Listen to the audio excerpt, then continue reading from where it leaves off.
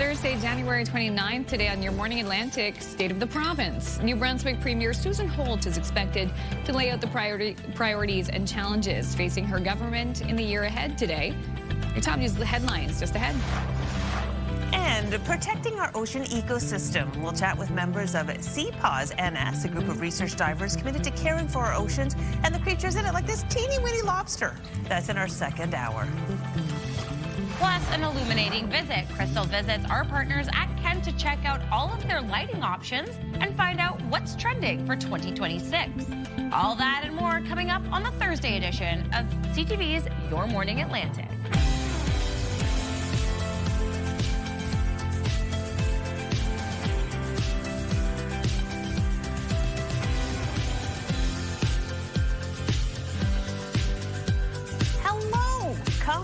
It's Thursday morning, 6:01 on the dot. So glad you're with us. Already January 29th. Definitely the last Thursday in January. Definitely. They have not added extra days to the calendar. So nice to know.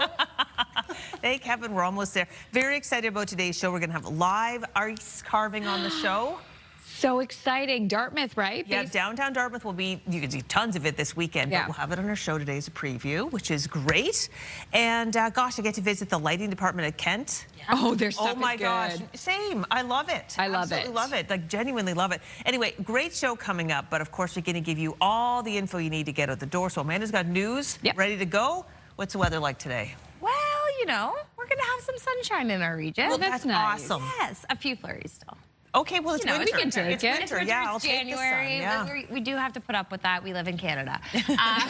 But yeah, so it is we are gonna see some sun. It's a little bit colder to start the day though. So there are those wind chill values in effect to start your day. So make sure you are bundling up if you do have to go out and about today. But as we take a look here at St. John's this morning, pretty calm conditions. So not a whole lot of gusting wind at this time. We will see a little bit of an increase in gusting winds as we head throughout our morning. However, we are going to see some sun coming through. Now taking a look here at our current temperatures, cold, like I said, especially in New Brunswick. So you can see a little bit of that cold front coming in. So up in Edmundston right now, minus 31. Fredericton, we're looking at minus 20. St. John, minus 22. A little bit warmer over in Labrador and Newfoundland for today. However, those wind chill values are still going to be impacting into the region. So as we take a look here at what our wind chill values are feeling like as we head throughout our day, again, a little bit colder temperatures.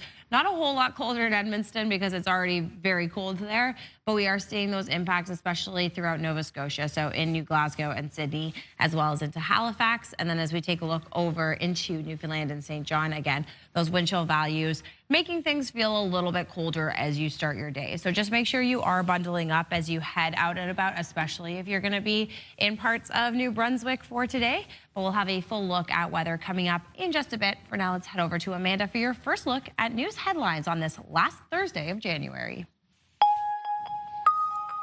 Thank you so much, Brianne. New Brunswick Premier Susan Holt is expected to lay out the priorities and challenges facing her government in the year ahead today in her second State of the Province address. The evening event will be held at the Fredericton Convention Centre. Holt recently said her government put a lot of effort into building a foundation for healthcare in 2025, and patients will start seeing results in 2026.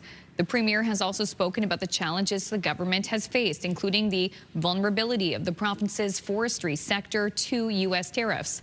In November, the government revealed the deficit had increased to $834.7 million, a 52% increase over the $549 million deficit projected in the March budget.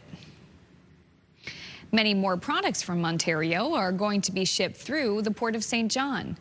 At Wednesday's meeting of Canada's provincial and territorial leaders, Premier Susan Holt and Doug Ford committed to moving even more containers through the facility.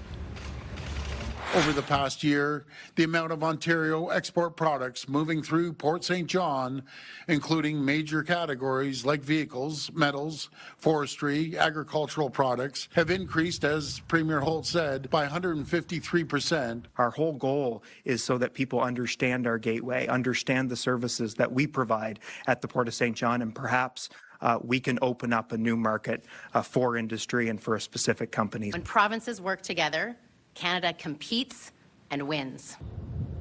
Ontario made up for 31% of the port's total exports in 2025. The bulk of the Ontario goods that are moved through the port are bound for markets outside of the U.S., including Europe, Asia, and the Caribbean.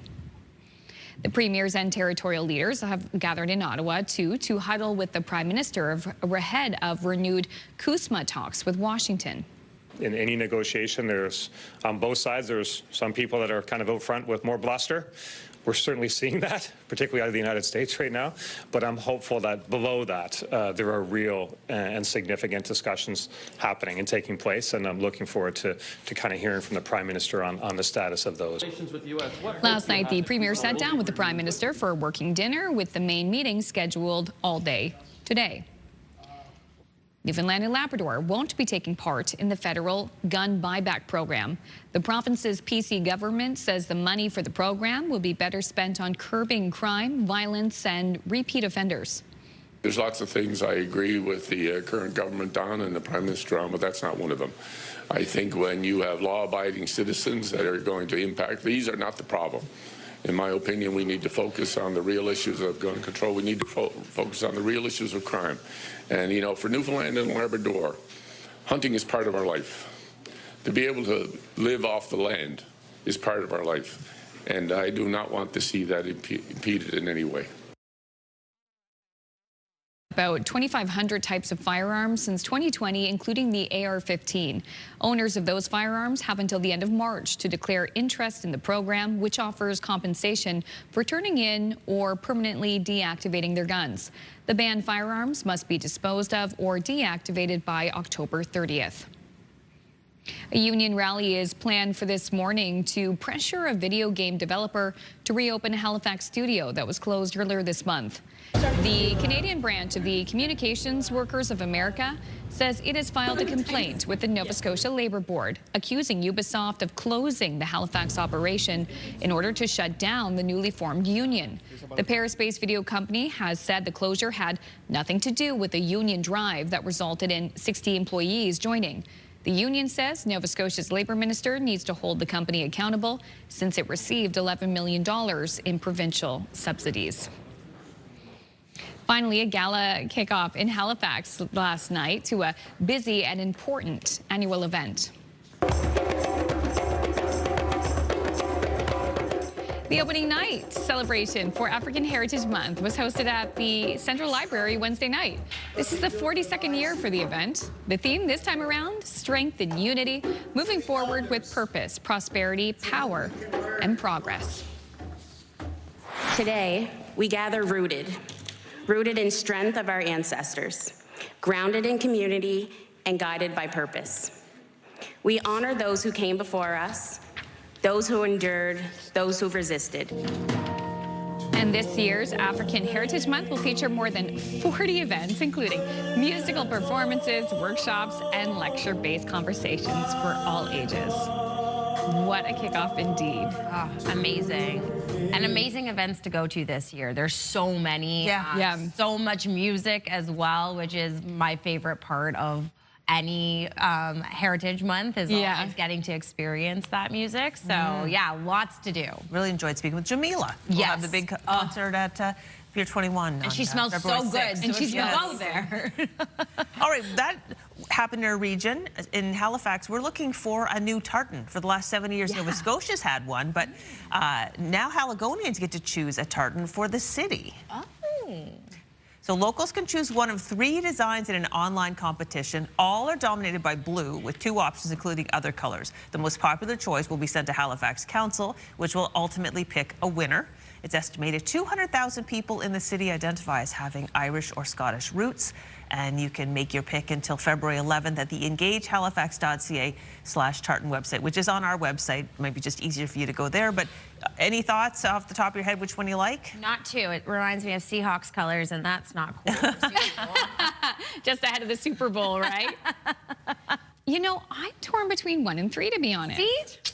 I like 1. I think it really says Halifax to me, and it's bold, and it's, bold and blue and white is very, like, that's what I think of when I think of Halifax. Same. When I left and came back, that's, you know. Irish Scottish heritage on this stage. All of us? Yeah. My dad's side. A little heavier on the Irish, but yeah. Yeah. Okay, still ahead. A first look at your national and international news headlines on this Thursday morning. And Brienne will have our first full look at the Thursday forecast. It's going to be cold, but we've got some sunshine in store today. Hey, we'll take that, especially as we prepare for what may be ahead Sunday night. Good morning to our viewers in Fredericton. A nice day to go out for an outdoor skate. The forecast is coming up next.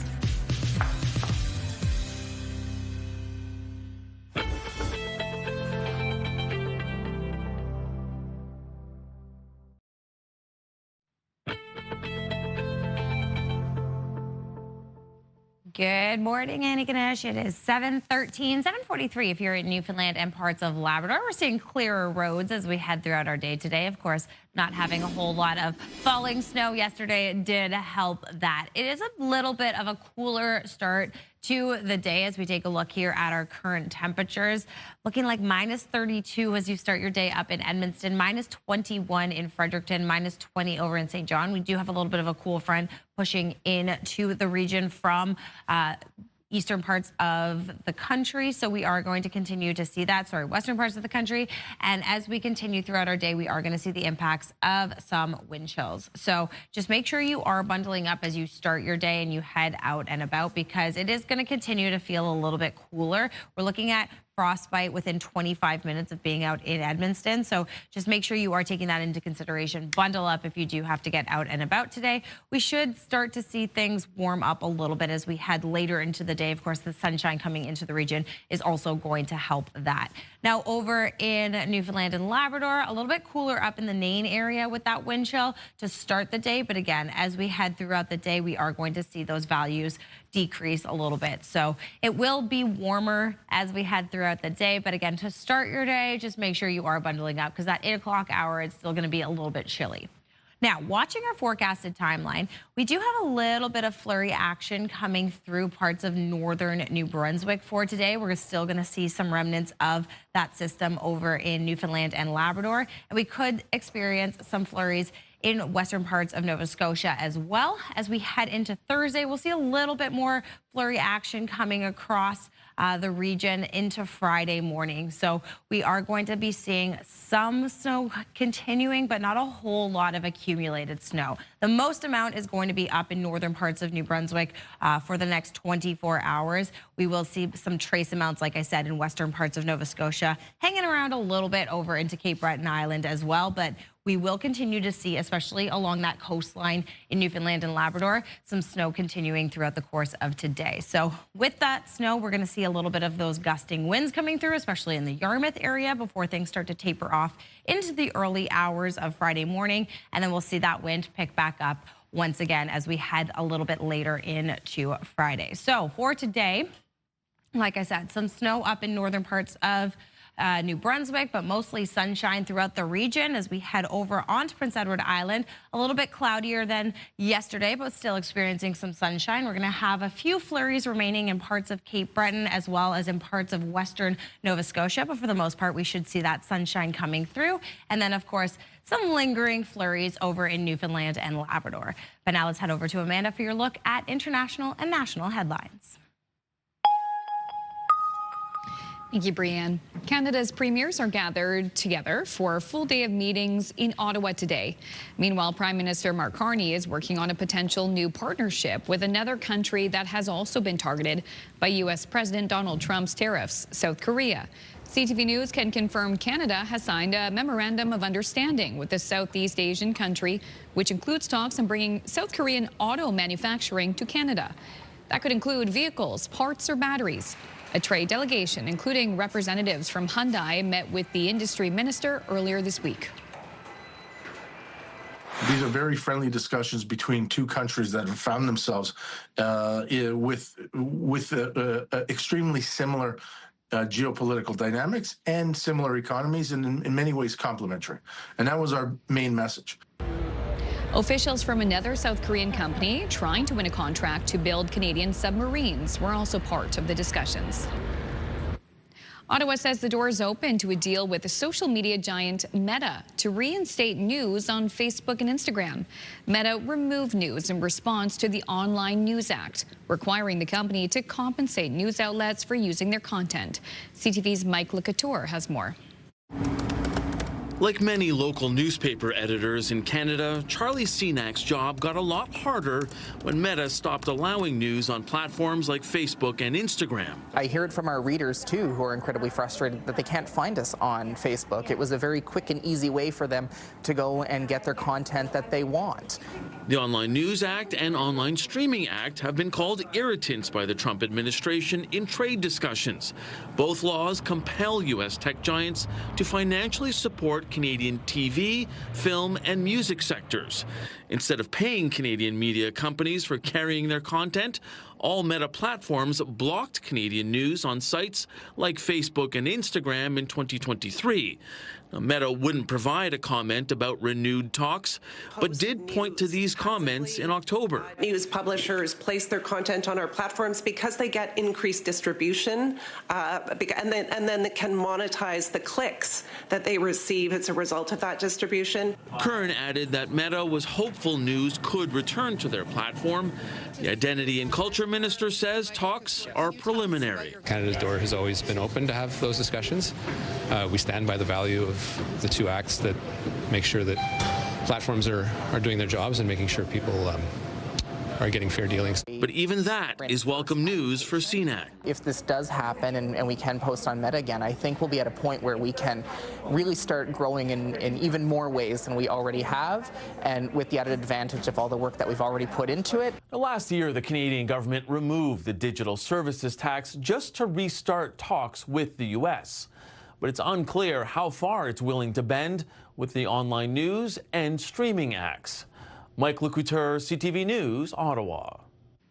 Months after Hurricane Melissa ravaged Jamaica, the island nation is still trying to rebuild, with damage estimates ranging between $8 and $15 billion. CTV's Maya Johnson traveled there and discovered many Canadians are intertwined with Jamaica's recovery. Despite the devastation in the coastal community of Parody, in the hard-hit parish of St. Elizabeth, Jennifer Forbes is grateful. Lost a lot, but I give thanks for life, you know?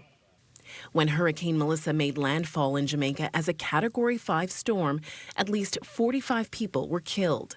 Forbes could have been one of them. The storm surge sent seawater bursting into his home. With water rising to his chest, he was trapped until he was able to escape through a window.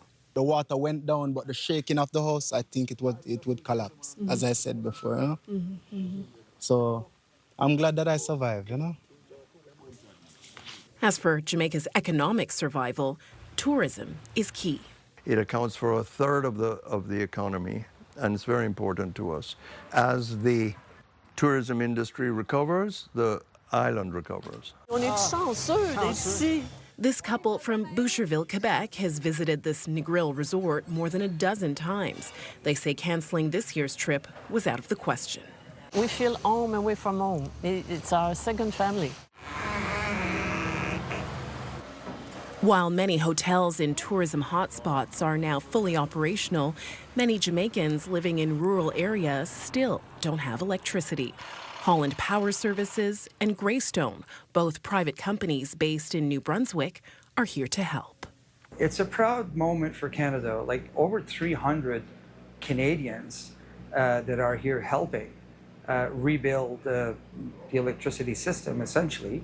And we're fortunate that Canada has expertise in that category. We've never seen anything like this. This is historic. It must have been terrifying to be here when the storm came through. As more Canadian equipment arrived at the start of January, Jamaican officials expressed their gratitude. It is a wonderful sight to see the trucks and crews. Jamaicans moving from despair to determination, with a helping hand from Canada after a historic hurricane. Maya Johnson, CTV News, Black River, Jamaica. And parts of Australia have been sweltering in record heat this week. to be like. Temperatures peaked at 50 degrees Celsius this week in some areas, and firefighters are battling at least 6 major fires as the record-breaking heat wave stretches across the country's southeast. The heat wave is expected to linger until the weekend. Another break here on your Morning Atlantic. When we return, we'll have your top business headlines on this Thursday morning and your must-see moment from TSN. Please stay with us. We'll be right back.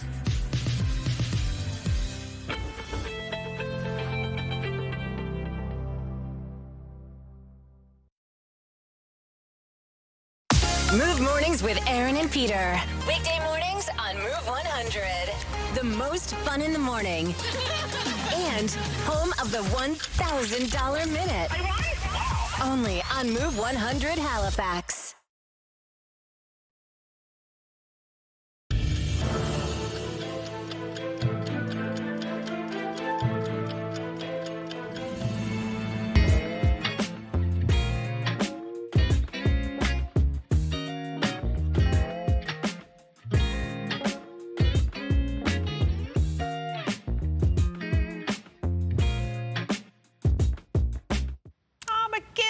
You have ties my there. My boo-boo graduated from McGill, my Evelyn. How nice. Yay. It's a beautiful campus. Yeah, looks like a castle. It does, it does. I wanted to go there because I wanted to go to a castle. But I went to McMaster, which also looks like a castle. Well, there you go. You got the castle experience. All right, it's 6:26 and time now to check in with the friends at TSN Sports Center for today's must-see moment. Hi, everyone. Mark Rowe inside the Sports Center newsroom with your must-see moment from Wednesday. Before we head to Columbus, the Blue Jackets taking on the Flyers. Adam Fantilli all alone, staring at an open net until he's robbed by the glove of Dan Vladar. A wild save to get across and steal the goal. The best of his 26 on the night. Unfortunately for him, the Flyers didn't get the win, but Vladar gets your must-see moment. And today on TSN, our coverage of the Scotties Tournament of Hearts continues. 3 draws through the day, starting at 9 a.m. Eastern, 6 o'clock Pacific. That's all from the Sports Center newsroom. Have a great day.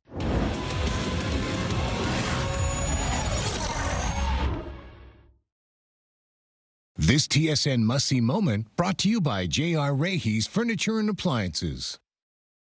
Well, we got our sports moment, so now we need our news update. So we're going to go over to our colleagues at BNN for business.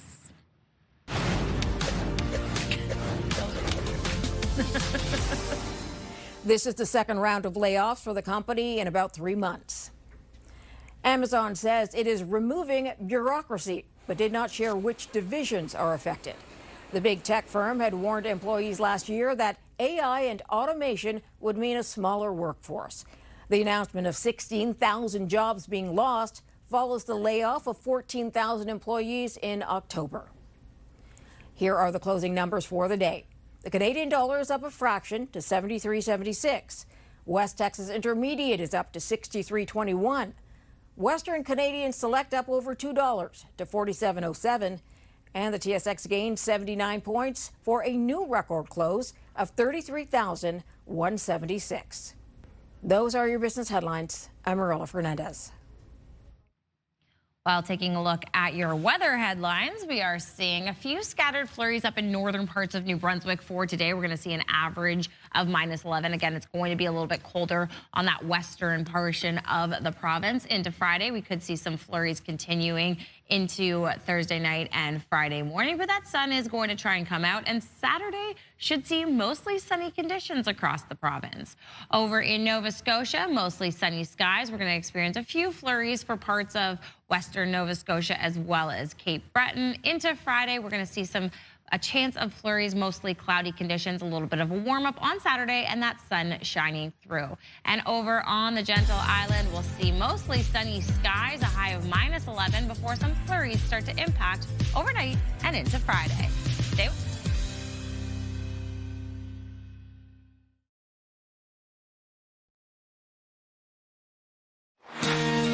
Look at this photograph. Every time I do it makes Look at it. It's a photograph. Nickelback says so. Today we're going to chat about songs that defined your life, but maybe not the way you think. We'll explain it all in about 15 minutes on Your Morning Atlantic. And just for the record, this wasn't my pick.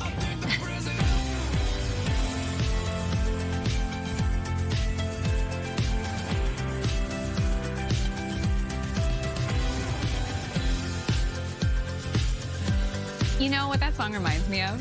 Vine. Remember the social media platform Vine? There was a very famous one where it was just look at this graph. Yeah. And it was just a graph. Yeah. That's awesome.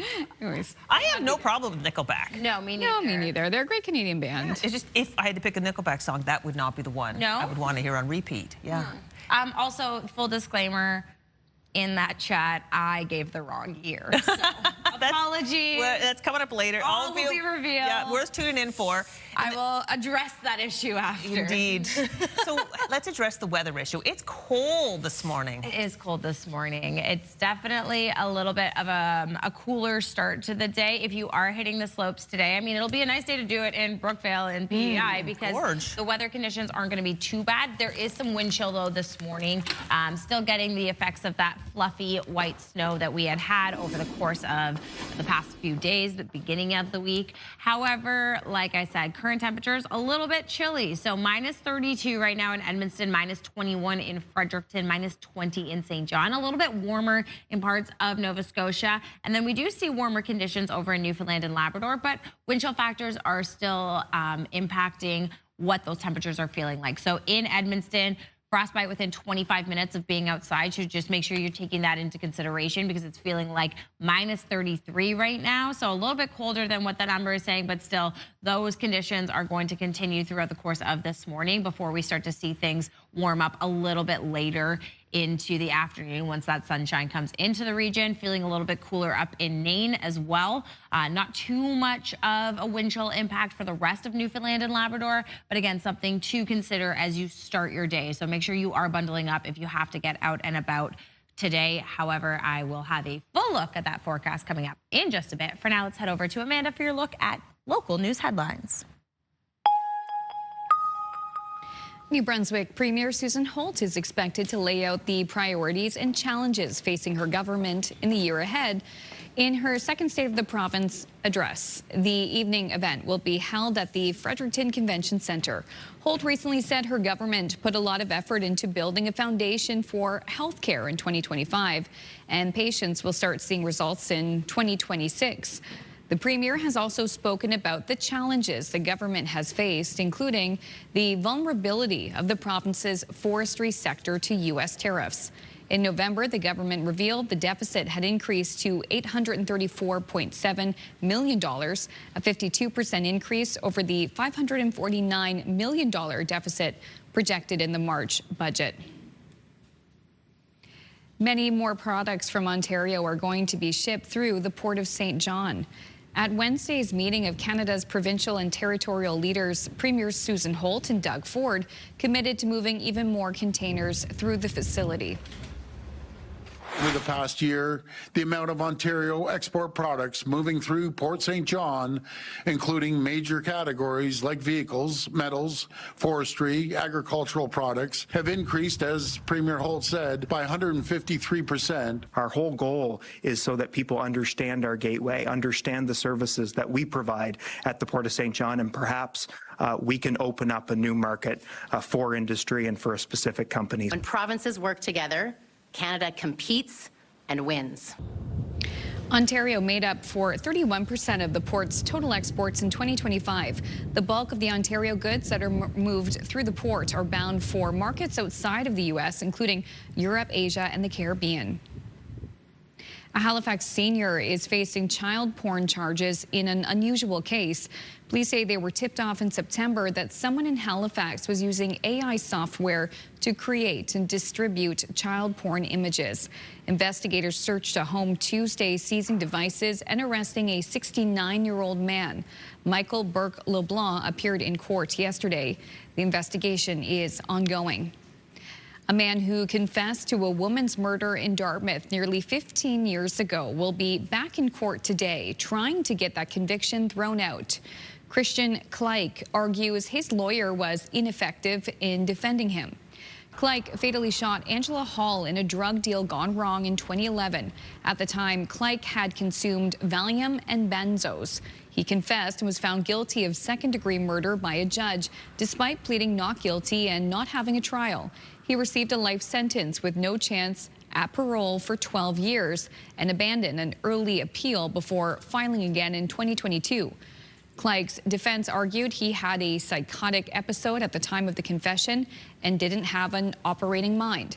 Clyke argues his defense was ineffective and his charter rights were breached by the Crown's failure to disclose an audio recording of one of his police statements. A union rally is planned for this morning to pressure a video game developer to reopen a Halifax studio that was closed earlier this month. The Canadian branch of the Communications Workers of America says it has filed a complaint with the Nova Scotia Labour Board accusing Ubisoft of closing the Halifax operation in order to shut down the newly formed union. The Paris-based video game company has said the closure had nothing to do with the union drive that resulted in 60 employees joining. The union says Nova Scotia's Labour Minister needs to hold the company accountable since it received $11 million in provincial subsidies. Halifax's mayor is weighing in on the future of the 99-year-old Halifax Forum. In late afternoon news release, Andy Fillmore noted the replacement cost for the arena has ballooned from $38 million a decade ago to $126 million today, an increase of 230%. Fillmore wants to pause redevelopment and look for less pricey options for new ice surfaces for the peninsula. A 2 or 3 pad facility is recommended to fulfill growing demand. Finally, if you thought the recent weather would be better suited for a polar bear, turns out you might be right. We love to see them have fun. Memphis Zoo and St. Louis Zoo have shared videos of how their polar bears are faring after the weekend's massive snowstorm, and it appears, no surprise, that they seem to be making the most of it. I love it. Is this at the St. Louis Zoo? Yeah. Yes. Isn't that so sweet? It's okay. I guess it's not open right now. They're just showing you pictures of what the bears are like when no one's there. Yeah. But it's awesome. I've been there. It's free. Really? What? You need to take Jake there. Oh my gosh. Really? It's the free? St. Louis Zoo You need to is take me there. lit. You need to go. Cool. Yeah, so cool. I'm so excited to see that polar bear just living its best life in None this. of those polar bears had really a Coca-Cola, sweet. though. They did not. I'm sure we could just Photoshop one in, use AI. Anyway, let's talk about that. I love that. Thank you for that little moment. You're so welcome. My pleasure. From bears to butterflies now. Oh. Okay. Scientists are using GPS to track the movement of monarch butterflies. So the creature's being fitted with tiny trackers that can relay their location in real time. The movement of monarch is usually tracked through sightings. This new tracking method is expected to provide data on which route the butterflies take and how their migration affect local environments. I'm like, how the heck is this happening? So I dug in a little bit. I'm not exactly sure how they attach the transmitters. I could not find that, but they're very light. They weigh about as much as a uncooked grain of rice. And it still seems like a lot. It does. For those little guys. It does seem like a lot, but apparently it's not a problem, and they're very monarch uninvasive. butterflies are endangered, are they not? They are. Yes. Yeah, and I know for a fact that they tell each other, say they leave Canada and they're going to Mexico. It's many generations of butterfly that actually make the trip. So somehow they tell each other, just keep going east. Go east. Yeah. My ancestors tell me. Exactly. Anyway, All fascinating right. stuff. That is really cool. Yeah, thanks for that. Still ahead on this Thursday morning, we have your entertainment headlines. And coming up next, it is the Move Morning Chat. And today, stay with us for this question. Wake me up before you go. Don't leave me hanging on like What does Wham and Nickelback have in common? Today, we want to know what song was #1 on your 14th birthday, because that song apparently defines your life. We're going to have some fun when we return. Come on, man. It's awesome.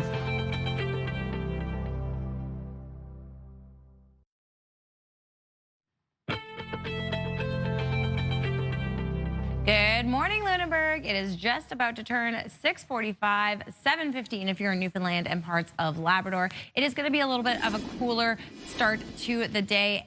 Weather is brought to you by ALC.ca. And as we take a look here at our current temperatures, well, yes, a little bit chilly to start the day. So -32 over in Edmundston, -21 in Fredericton, -20 in St. John. We will see those temperatures warm up as we head throughout the day today. But again, a little bit of a cold front is impacting into the western portion of New Brunswick for this morning.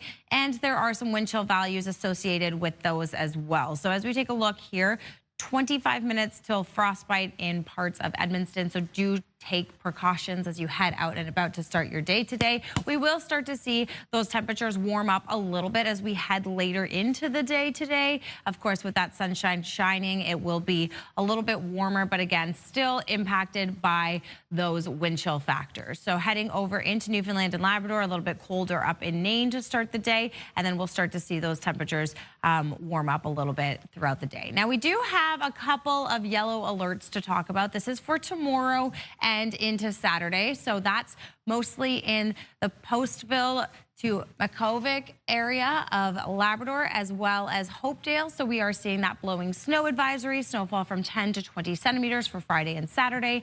And then we have that winter storm advisory as well for Saturday and Sunday, or for Friday and Saturday rather, with snowfall between 30 and 50 centimeters, northerly winds gusting up to 80 kilometers per hour. So to take that into consideration for tomorrow as you're heading into the weekend. As we take a look here at our system for today, a few scattered flurries impacting up in northern parts of New Brunswick. Could see some of those over in western parts of Nova Scotia as well. We are going to continue to see some snow in Newfoundland and Labrador for today. And then as we head into Friday, we will see pretty much most of New Brunswick blanketed with snow for tomorrow. That's going to impact into Prince Edward Island as well as into parts of western Nova Scotia. But for the next 24 hours, our accumulated snowfall isn't going to be that much. Again, the majority of that up in northern parts of New Brunswick, mostly trace amounts through Nova Scotia. And then, of course, we are going to continue to see that throughout most of Labrador and into parts of Newfoundland as well. So gusting winds are going to increase as we head throughout the afternoon, and then we are going to see them taper off a little bit into the evening before they pick up once again as we head into Friday. So with that system coming through, we are going to continue to see some of those gusting winds coming through.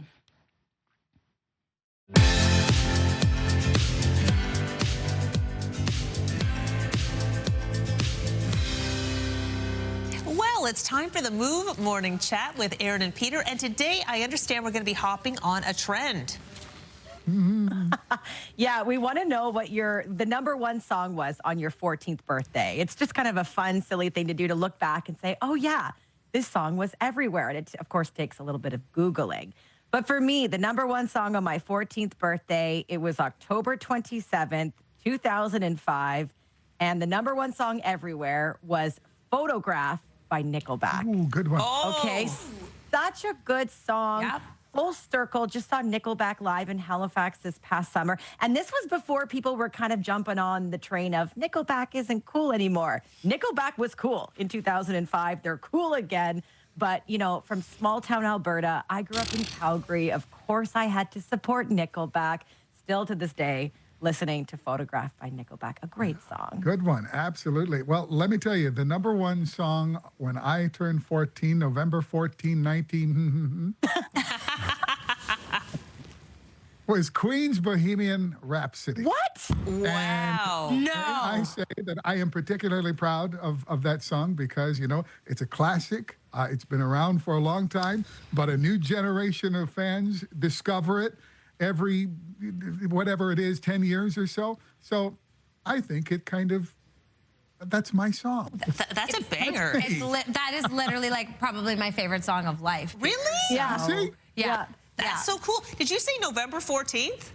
Yes. Yeah, we're just about twins. Mine's November 11th. No way. Yeah, exactly. Okay, so celebrate together. Exactly. Okay, yeah, we definitely could have a big birthday week celebration for sure. So for me, it was November 11th, 1984, and it was a Wake Me Up Before You Go with by Wham, which that is not my favorite Wham song, but I do love Wham. Like, they definitely defined all the fun of the 80s, and I would say that I think the whole trend is it's that 14th. It's not just what song to look for fun. That is supposed to define your life, whatever the song is. So it's just obviously it's just a fun little joke. But I would say that the joy and the exuberance of the 80s has never left me. I would agree with that completely, 100%. What about you? Mine was August 15th, 2012, I want to say. Was that 2012? Was my 14th birthday? But I remember the song, and it's Crazy in Love by Jay-Z and Beyonce. That's a great one. Oh. Yeah. Oh, yeah. Classic. Oh, I classic. remember. And I love that it's the combo. Like, it's not just the Beyonce version. It was the Jay-Z and Beyonce version. Even when that comes out to this day, I cannot help but, like, really go crazy right now. And I'm crazy in love with life. So, you know, it is what it is. Crazy_Brie was my name for MSN Messenger growing up. Oh my gosh. Oh my gosh. I remember throwing it down in a way that would be most embarrassing if caught on a phone at a work Christmas party when that song came out. Oh my gosh. Well, it's your turn. Yeah. Well, we want to hear from you. What was the song, #1 song on the billboards for your 14th birthday? So this defines your life, so they say. So we want to know what your song is.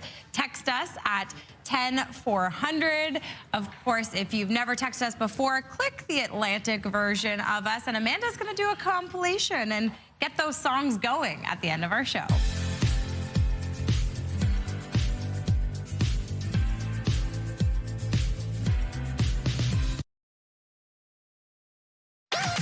The #1 morning show in Halifax. Turk, Megan, and Amateur Alex. And home to the biggest artists. Halifax's #1 hit music station. 101.3 Virgin Radio.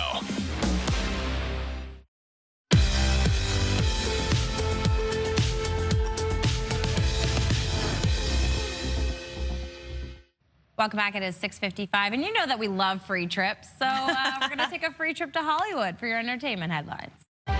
You could go tonight. We would need to find me a good costume. Bridgerton is back. After dropping the first 5 minutes of episode 1 on Wednesday, Netflix has now released part 1 of the 4th season, which focuses on Benedict Bridgerton's search for love. The first 4 episodes are available now. Part 2 arrives February 26th. Last Saturday, Bruce Springsteen wrote a protest song called Streets of Minneapolis. He recorded it on Sunday, and on Wednesday, he released it. The boss said in a statement that it's dedicated to the people of Minneapolis, our innocent immigrant neighbors, and in the memory of Alex Preddy and Renee Good. The streaming numbers for K-pop Demon Hunters kept going up in 2025. According to Nielsen, the Oscar-nominated Netflix hit was the most streamed movie of last year, with 20.6 billion minutes watched in the U.S. alone. And happy birthday to daytime talk show legend Oprah Winfrey. She's turning 72 today. That's what's happening in Hollywood. Jacqueline Lee, ABC News. Well, happy birthday, Oprah. We love that. We hope you have a fabulous birthday. And of course, if you are out and about in our region, we hope you have a fabulous day too. It's a little bit cooler to start in New Brunswick today, but we're looking at an average temperature of -11 throughout the day. We'll see those flurries up in northern parts of New Brunswick before impacting into all of the province on Friday. But Saturday should see some clearer, sunnier skies. Over in Nova Scotia, we'll see a high of -7 for today, a mix of sun and cloud. Then we see those flurries coming into the region as of Friday. So scattered flurries throughout most of western parts of Nova Scotia with a high of -8. And then Saturday, warmer temperatures and some sunshine coming through. As for Prince Edward Island, a high of -11, mostly sunny conditions before flurries come through on Friday.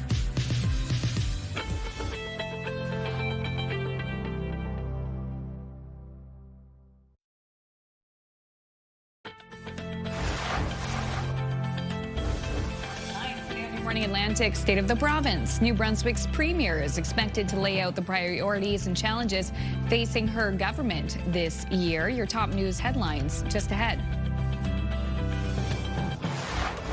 And a whole lot of frosty fun. We'll get the details on the upcoming downtown Dartmouth East Coast Credit Union Ice Festival and watch an ice sculpture come to life live. This is happening in real time out in our studio. This is going to be an ice sculpture this morning on our show.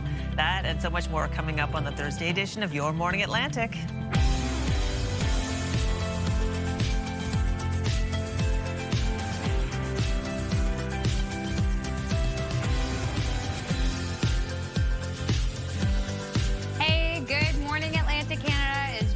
Turning 7:01, 7:31 if you're in Newfoundland and parts of Labrador. And I need to apologize. My math skills are absolutely deplorable. My birth year when I was 14, it was 2003. I got the song right, though. Would you say 2014? 2012? 2012. Yeah. The math was not mathing. So yes, I did say 2012, but it was actually 2003, and the song was right, though.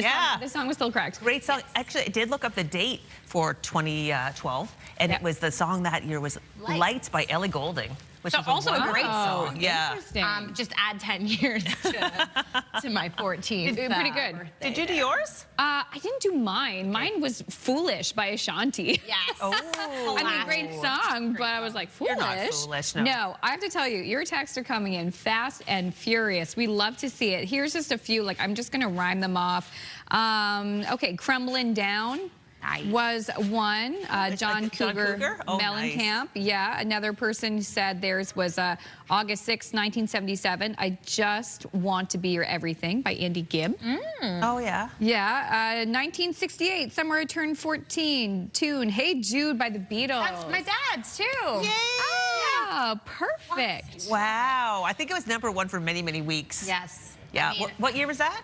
That was 1968. That was from Susan from Spryfield who sent that text. But oh my gosh, yeah, so many. Sugar Sugar by the Archies. Love that song. Yeah, that was September 20th, 1969. Thank you, Lorraine, for that text from your. So many good songs. So many good songs to put on in your car today if you are driving to work. Yeah. Along with your heat. So put your heat on in your car, because if you have one of those starters to be able to start your car, do that also. Oh, the automatic starters. It's cold out there. As we take a look here at Port de Grave this morning, we're not seeing any more falling snow, so that's exciting for Newfoundland. We are going to see a few flurries through parts today, but nothing major. The major storm for Newfoundland and Labrador is going to be coming in tomorrow. However, as we take a look here at our current temperatures, a little bit colder to start our day, like I said, and we are seeing colder conditions, especially on that western portion of New Brunswick. We have wind chill factors in effect for today as well, specifically into most of Nova Scotia and Prince Edward Island, especially inland, also in parts of New Brunswick. So just make sure you're taking into consideration bundling up for today, because it is going to be a chilly start to your day, especially up in Nain. So we are seeing those temperatures feel like -21. Not too bad through the rest of Newfoundland and Labrador, but we are going to see some flurries coming through. Of course, I'll have a full look at that weather forecast coming up for you in just a bit. But for now, let's head over to Amanda. Thank you so much, Brianne. New Brunswick Premier Susan Holt is expected to lay out the priorities and challenges facing her government in the year ahead today in her second State of the Province address. The evening event will be held at the Fredericton Convention Centre. Holt recently said her government put a lot of effort into building a foundation for health care in 2025, and patients will start seeing results in 2026. The Premier has also spoken about the challenges the government has faced, including the vulnerability of the province's forestry sector to U.S. tariffs. In November, the government revealed the deficit had increased to $834.7 million, a 52% increase over the $540 million deficit projected in the March budget. Many more products from Ontario are going to be shipped through the Port of St. John. At Wednesday's meeting of Canada's provincial and territorial leaders, Premiers Susan Holt and Doug Ford committed to moving even more containers through the facility. Over the past year, the amount of Ontario export products moving through Port St. John, including major categories like vehicles, metals, forestry, agricultural products, have increased, as Premier Holt said, by 153%. Our whole goal is so that people understand our gateway, understand the services that we provide at the Port of St. John, and perhaps we can open up a new market for industry and for a specific company. When provinces work together, Canada competes and wins. Ontario made up for 31% of the port's total exports in 2025. The bulk of the Ontario goods that are moved through the port are bound for markets outside of the U.S., including Europe, Asia, and the Caribbean. Newfoundland and Labrador won't be taking part in the federal gun buyback program. The province's PC government says the money for the program would be better spent on curbing crime, violence, and repeat offenders. There's lots of things I agree with the current government on and the Prime Minister on, but that's not one of them. I think when you have law-abiding citizens that are going to impact, these are not the problem. In my opinion, we need to focus on the real issues of gun control. We need to focus on the real issues of crime. And, you know, for Newfoundland and Labrador, hunting is part of our life. To be able to live off the land is part of our life. And I do not want to see that impeded in any way. Ottawa has outlawed about 2,500 types of firearms since 2020, including the AR-15. Owners of those firearms have until the end of March to declare interest in the program, which offers compensation for turning in or permanently deactivating their guns. The banned firearms must be disposed of or deactivated by October 30th. A union rally is planned this morning to pressure a video game developer to reopen a Halifax studio that was closed earlier this month. The Canadian branch of the Communications Workers of America says it has filed a complaint with the Nova Scotia Labour Board, accusing Ubisoft of closing the Halifax operation in order to shut down the newly formed union. The Paris-based video game company has said the closure had nothing to do with the union drive that resulted in 60 employees joining. The union says Nova Scotia's Labour Minister needs to hold the company accountable since it received $11 million in provincial subsidies. Finally, we now know who Canada's flag bearers are for the opening ceremonies of this year's Winter Olympics. Both of the athletes are competing in their 4th games, and this was the moment that they got the news. Salut Mix! Salut Henrik! Ça va bien? Oui, ça va bien, et toi? Ouais, super. J'ai quelque chose d'important à te dire. Ouais? You have been selected as the flag bearer for the 2026 Milano Cortina Games. Wow! My hands are like shaking. So exciting. It's super cool. Thank you. Are you shocked right now? I mean, yeah, I got chosen is really kind of unbelievable, but very special, and I hope that I can kind of lead the team in well and do a good job. And Marielle Thompson have been selected for the honor. They'll be carrying the maple leaf at the opening ceremony on February 6th.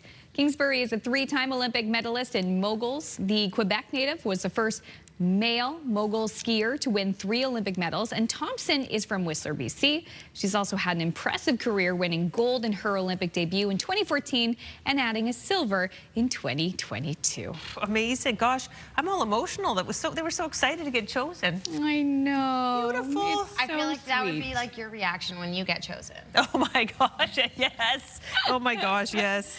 Oh, beautiful. Can't wait for the Winter Games. So exciting. I know Brienne's already can't wait for Super Bowl. You've taken the day off the next day. So let's talk about the Super Bowl. Yeah, she's got a Super Bowl nails. So we know which teams are going to play in this year's Super Bowl. Who are they? I can't remember. Ooh, I think one of them might be the New England Patriots. It's been a while, so not sure. And then the other one would be Seattle. But literally coast to coast. Yeah, for sure. Well, guess what? Crews are frantically already working to get the field ready for kickoff. The new field was brought in, takes about 2 days to install the field, and then from there we start all of our typical maintenance practices: mowing, aerating, fertilizing, providing any supplementation such as light and fertility that you see out there now. Yeah, so they've got to get the field ready. The Super Bowl's happening. I'm going to defer to you. Tell us a little bit more about Super Bowl here. In Levi Stadium in Santa Clara, California this year. So no snow conditions, you know, at this time, like the New England Patriots and Denver Broncos had to experience during their game, a little bit more along the lines of what Seattle's used to seeing on the West Coast. But it is a rematch for these two teams. Super exciting. Now, you saw on the field here, Nick Pappas from the NFL. He's in charge of the field. You saw kind of those things on the field, like they were like white devices. Those are lights to help the grass grow quickly. Wow, they know like they've got too about grass. They're making like they're literally making hay while the sun shines and the lights shine. There's like more than like 50,000 cameras that take place for that Amazing, yeah. And we've got this live eye camera of Hampton, New Brunswick coming up next. Brienne has the latest look at the forecast. And we've got some really cool sculptures coming up, and we mean that. Stay with us. We'll be right back.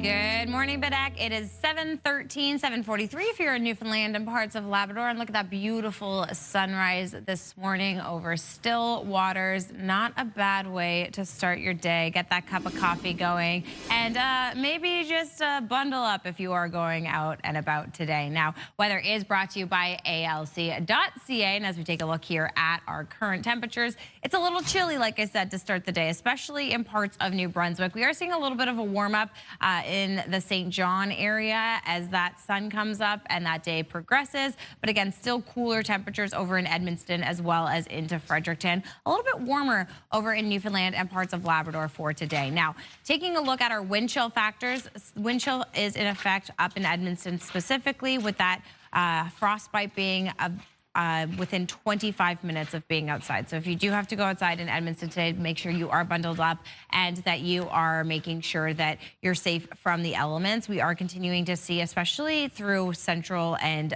eastern parts of Nova Scotia, those wind chill factors are going to be impacting throughout the course of this morning. And then we'll start to see those temperatures warm up throughout the course of today as that cooler, wet air comes down and we see that sun shining through. Now we are experiencing some wind chill factors up in Nain as well, but those will taper down as we head throughout the day today. Now we do have a yellow alert in effect for Friday and Saturday, and that is going to be Postville to Makavik in Labrador as well as in Hopedale. So we're going to see some blowing snow coming through with additional snowfall from 10 to 20 centimeters. And for that winter storm, we are going to see about 30 to 50 centimeters coming down. So just take that into consideration for your plans for Friday and Saturday. If you do have to get out and about on the roads, just make sure you are giving yourself enough time. Now, watching this forecasted system coming through, we are going to see a little bit of flurry action up in northern parts of New Brunswick as well as into western parts of Nova Scotia for today. And then into Friday, that's when we're going to see a little bit more of that snowfall, pretty much blanketing the Maritimes, still sticking around in Newfoundland and Labrador as well. Though for the next 24 hours, most of that snowfall is going to be up in northern parts of New Brunswick, as we can see just trace amounts pretty much through Nova Scotia, as well as over in parts of Labrador, a little bit over in the St. Anthony area. Again, with that winter storm coming through, we are going to continue to see an additional snowfall. So just take that into consideration if you do have to get out and about on the roads for the next 24 hours. But now we'll head over to Amanda for a look at national and international news. Canada's premiers are gathered together for a full day of meetings today in Ottawa. Meanwhile, Prime Minister Mark Carney is working on a new potential partnership with another country that has also been targeted by U.S. President Donald Trump's tariffs, South Korea. CTV News can confirm Canada has signed a memorandum of understanding with this Southeast Asian country, which includes talks on bringing South Korea auto manufacturing to Canada. That could include vehicles, parts, or batteries. A trade delegation, including representatives from Hyundai, met with the industry minister earlier this week. These are very friendly discussions between two countries that have found themselves with extremely similar geopolitical dynamics and similar economies, and in many ways complementary. And that was our main message. Officials from another South Korean company trying to win a contract to build Canadian submarines were also part of the discussions. And Ottawa says the door is open to a deal with social media giant Meta to reinstate news on Facebook and Instagram. Meta removed news in response to the Online News Act, requiring the company to compensate news outlets for using their content. CTV's Mike LeCouture has more. Like many local newspaper editors in Canada, Charlie Senak's job got a lot harder when Meta stopped allowing news on platforms like Facebook and Instagram. I hear it from our readers, too, who are incredibly frustrated that they can't find us on Facebook. It was a very quick and easy way for them to go and get their content that they want. The Online News Act and Online Streaming Act have been called irritants by the Trump administration in trade discussions. Both laws compel U.S. tech giants to financially support Canadian TV, film, and music sectors. Instead of paying Canadian media companies for carrying their content, all Meta platforms blocked Canadian news on sites like Facebook and Instagram in 2023. Now, Meta wouldn't provide a comment about renewed talks, but did point to these comments in October. News publishers place their content on our platforms because they get increased distribution, and then they can monetize the clicks that they receive as a result of that distribution. Kern added that Meta was hopeful news could return to their platform. The Identity and Culture Minister says talks are preliminary. Canada's door has always been open to have those discussions. We stand by the value of the two acts that make sure that platforms are doing their jobs and making sure people are getting fair dealings. But even that is welcome news for CNAC. If this does happen and we can post on Meta again, I think we'll be at a point where we can really start growing in even more ways than we already have, and with the added advantage of all the work that we've already put into it. Last year, the Canadian government removed the digital services tax just to restart talks with the U.S. But it's unclear how far it's willing to bend with the online news and streaming acts. Mike Lecouteur, CTV News, Ottawa. Thank you, Mike. A quick break here in your Morning Atlantic. When we return, we are heading outside to carve up some sculptures for a nice festival. That segment is live next. Stay with us.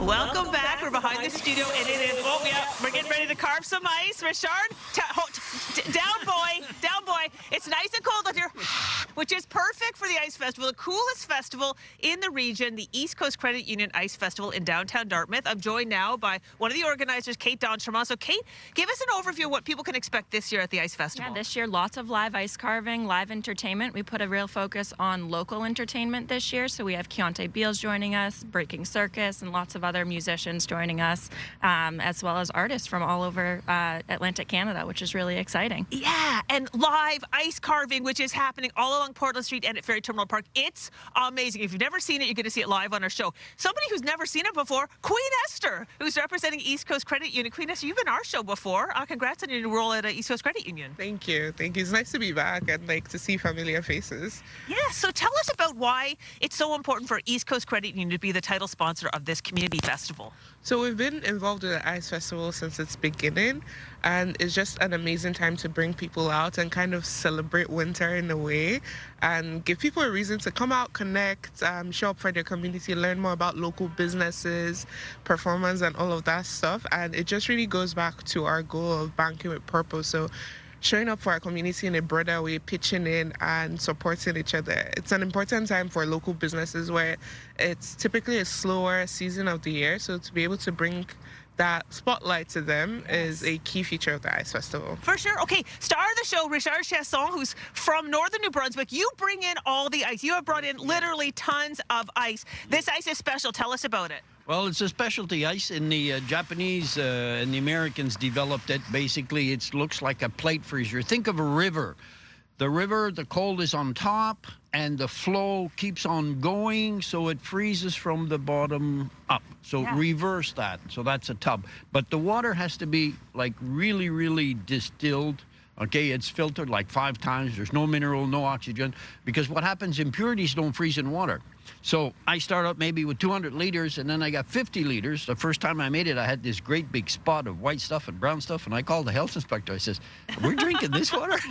But he says impurities don't freeze. So what happens is that all the impurities supersaturate in the 50 liters left, and it comes out. Okay. So then after that, you can read, once we heat it up a little bit to melt it, and you can read the paper through the 40 inches. A block is 40 inches tall, 20 inches wide, 10 inches thick. It weighs about 300 pounds. Yeah, and you brought in like tons of these on a truck from northern New Brunswick. Yes. So I guess ice can be carved in many different conditions, but you got to test the ice, and then you're going to actually start to put the chainsaw on this sucker and bring it to life. There's a weather pattern or temperature between -5 and -10. We say the ice is like butter, and you can really whack it. The Japanese are specialty in tools. The length of the tool is that the wood takes the impact, not that. If you work with a little Canadian Tire wood chisel, it's all metal, and the ice will take the impact, and then it's very dangerous. Well, so, Richard, we've got like 30 seconds before we have to get back into the show.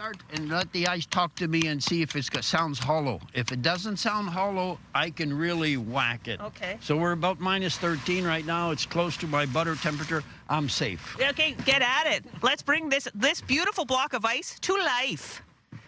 So while he's getting that thing fired up there, Kate, this is really important to the businesses in downtown Dartmouth, bringing a lot of foot traffic at a time that can be quiet. The businesses have really shown up with the specials this year. Oh, absolutely. Lots of businesses are offering specials or deals for the Ice Festival, which you can see on our social media or downtowndartmouth.ca. And it's on top of a few snow days. Important to get out and support local at this time. All right, Queen Esther, get ready for it. Here it is.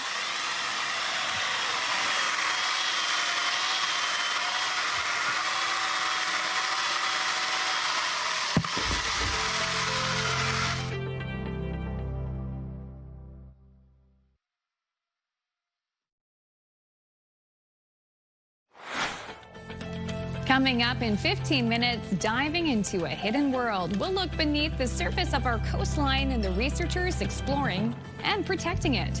That's later this half hour on the Thursday edition of Your Morning Atlantic.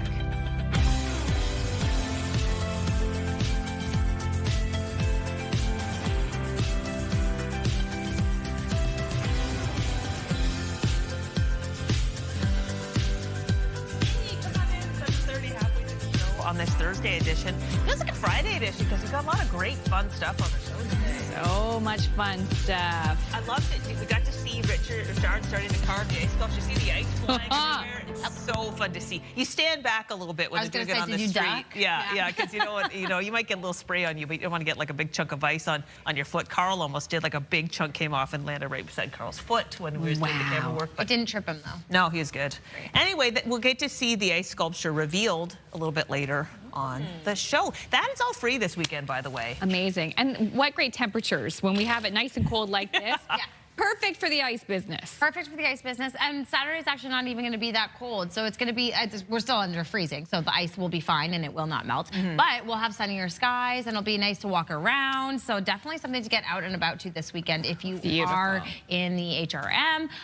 Otherwise, across the region, we are going to still see some sunshine on Saturday. So that's exciting stuff. We do have some flurries and colder conditions to start the day. You felt it out there. Oh, it's very, very cold. Yeah. Ooh, the train's going by. Yay. Yes. And again, it's beautiful and it's picture perfect. However, it is a little bit cold, especially throughout New Brunswick today. So we are seeing a little bit of a cold front pushing into the region, especially in the western portion of New Brunswick this morning. As we can see, temperatures in Edmundston, Fredericton, even St. John, a little bit colder than pretty much the rest of Atlantic Canada. We are also dealing with some wind chill factors. So right now in Edmundston, looking at frostbite within 25 minutes of being outside. So just make sure you are taking that into consideration if you do have to get out and about today, especially this morning. We are going to see that wind chill lessen as we head a little bit later into today, but as you can see, those values are still pretty cool to start our day. As we head throughout the region, we are continuing to see that theme up in the Nain area in Labrador. The rest of Newfoundland and Labrador not looking so cold. We are seeing some blowing snow as well as a little bit of extra flurries coming through, especially throughout Labrador and Newfoundland for today, parts of Cape Breton, as well as parts of northern New Brunswick. But I'll have a full look at that forecast in just a little bit. For now, let's head over to Amanda for a look at news. Thank you, Brianne. New Brunswick's Premier Susan Holt is expected to lay out the priorities and challenges facing her government in the year ahead today in her second State of the Province address. The evening event will be held at the Fredericton Convention Centre. Holt recently said her government put a lot of effort into building a foundation for healthcare in 2025, and patients will start seeing results in 2026. The Premier has also spoken about the challenges that the government has faced, including the vulnerability of the province's forestry sector to U.S. tariffs. In November, the government revealed the deficit had increased to $834.7 million, a 52% increase over the $549 million deficit projected in the March budget. Many more products from Ontario are going to be shipped through the Port of St. John. At Wednesday's meeting of Canada's provincial and territorial leaders, Premiers Susan Holt and Doug Ford committed to moving even more containers through the facility. Over the past year, the amount of Ontario export products moving through Port St. John, including major categories like vehicles, metals, forestry, agricultural products, have increased, as Premier Holt said, by 153%. Our whole goal is so that people understand our gateway, understand the services that we provide at the Port of St. John, and perhaps we can open up a new market for industry and for a specific company. When provinces work together, Canada competes and wins. Ontario made up for 31% of the port's total exports in 2025. The bulk of the Ontario goods that are moved through the port are bound for markets outside of the U.S., including Europe, Asia, and the Caribbean. A Halifax senior is facing child porn charges in an unusual case. Police say they were tipped off in September that someone in Halifax was using AI software to create and distribute child porn images. Investigators searched a home Tuesday, seizing devices and arresting a 69-year-old man. Michael Burke LeBlanc appeared in court yesterday. Police say the investigation is ongoing. A union rally is planned this morning to pressure a video game developer to reopen a Halifax studio that was closed earlier this month.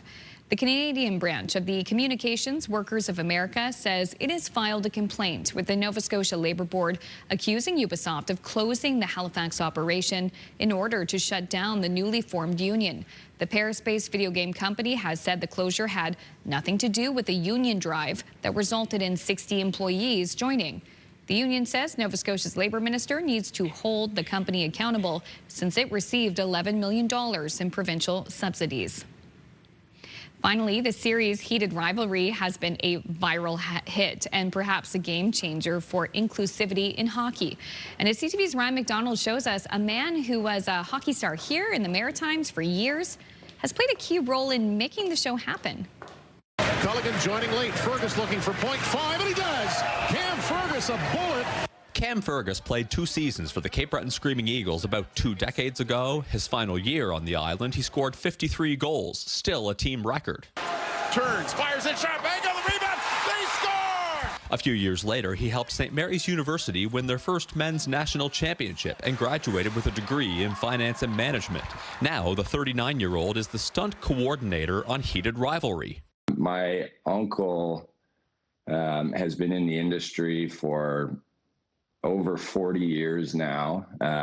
So stunts, I mean, it is kind of a crazy career choice, but it was always kind of part of our family. Fergus has worked on other big hockey shows too, like Shoresy and Letterkenny, but says the response Heated Rivalry has received from the LGBTQ2S+ community and the hockey world has been special. While a couple of minor pro players, active and retired, have come out, the NHL still hasn't had its first openly gay player. Fergus says, well, his job is simply to make good television. The stories of Ilya Rozanov and Shane Hollander might help change that.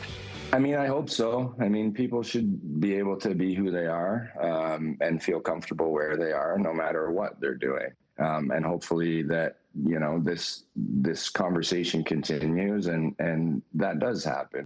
An East Coast connection to a show that has people talking. Ryan McDonald, CTV News, Sydney. Oh my gosh, so cool.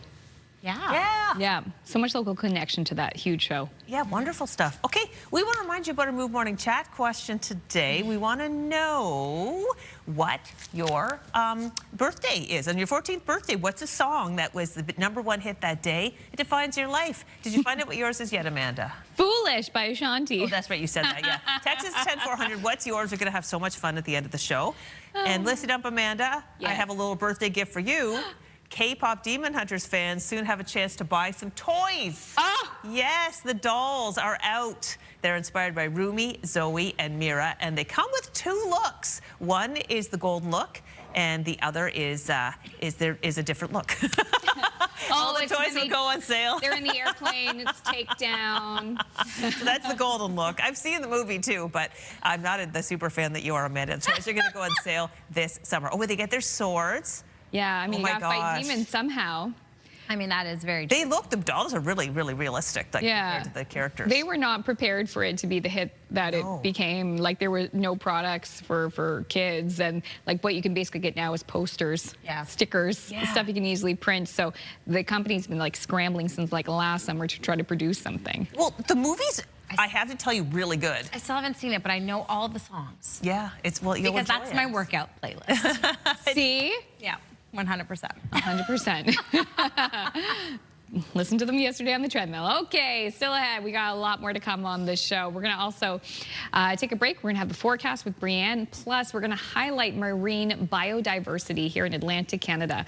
We're going to learn all about a first-of-its-kind program involving free diving and find out how it helps support conservation in our region. Those details coming up next.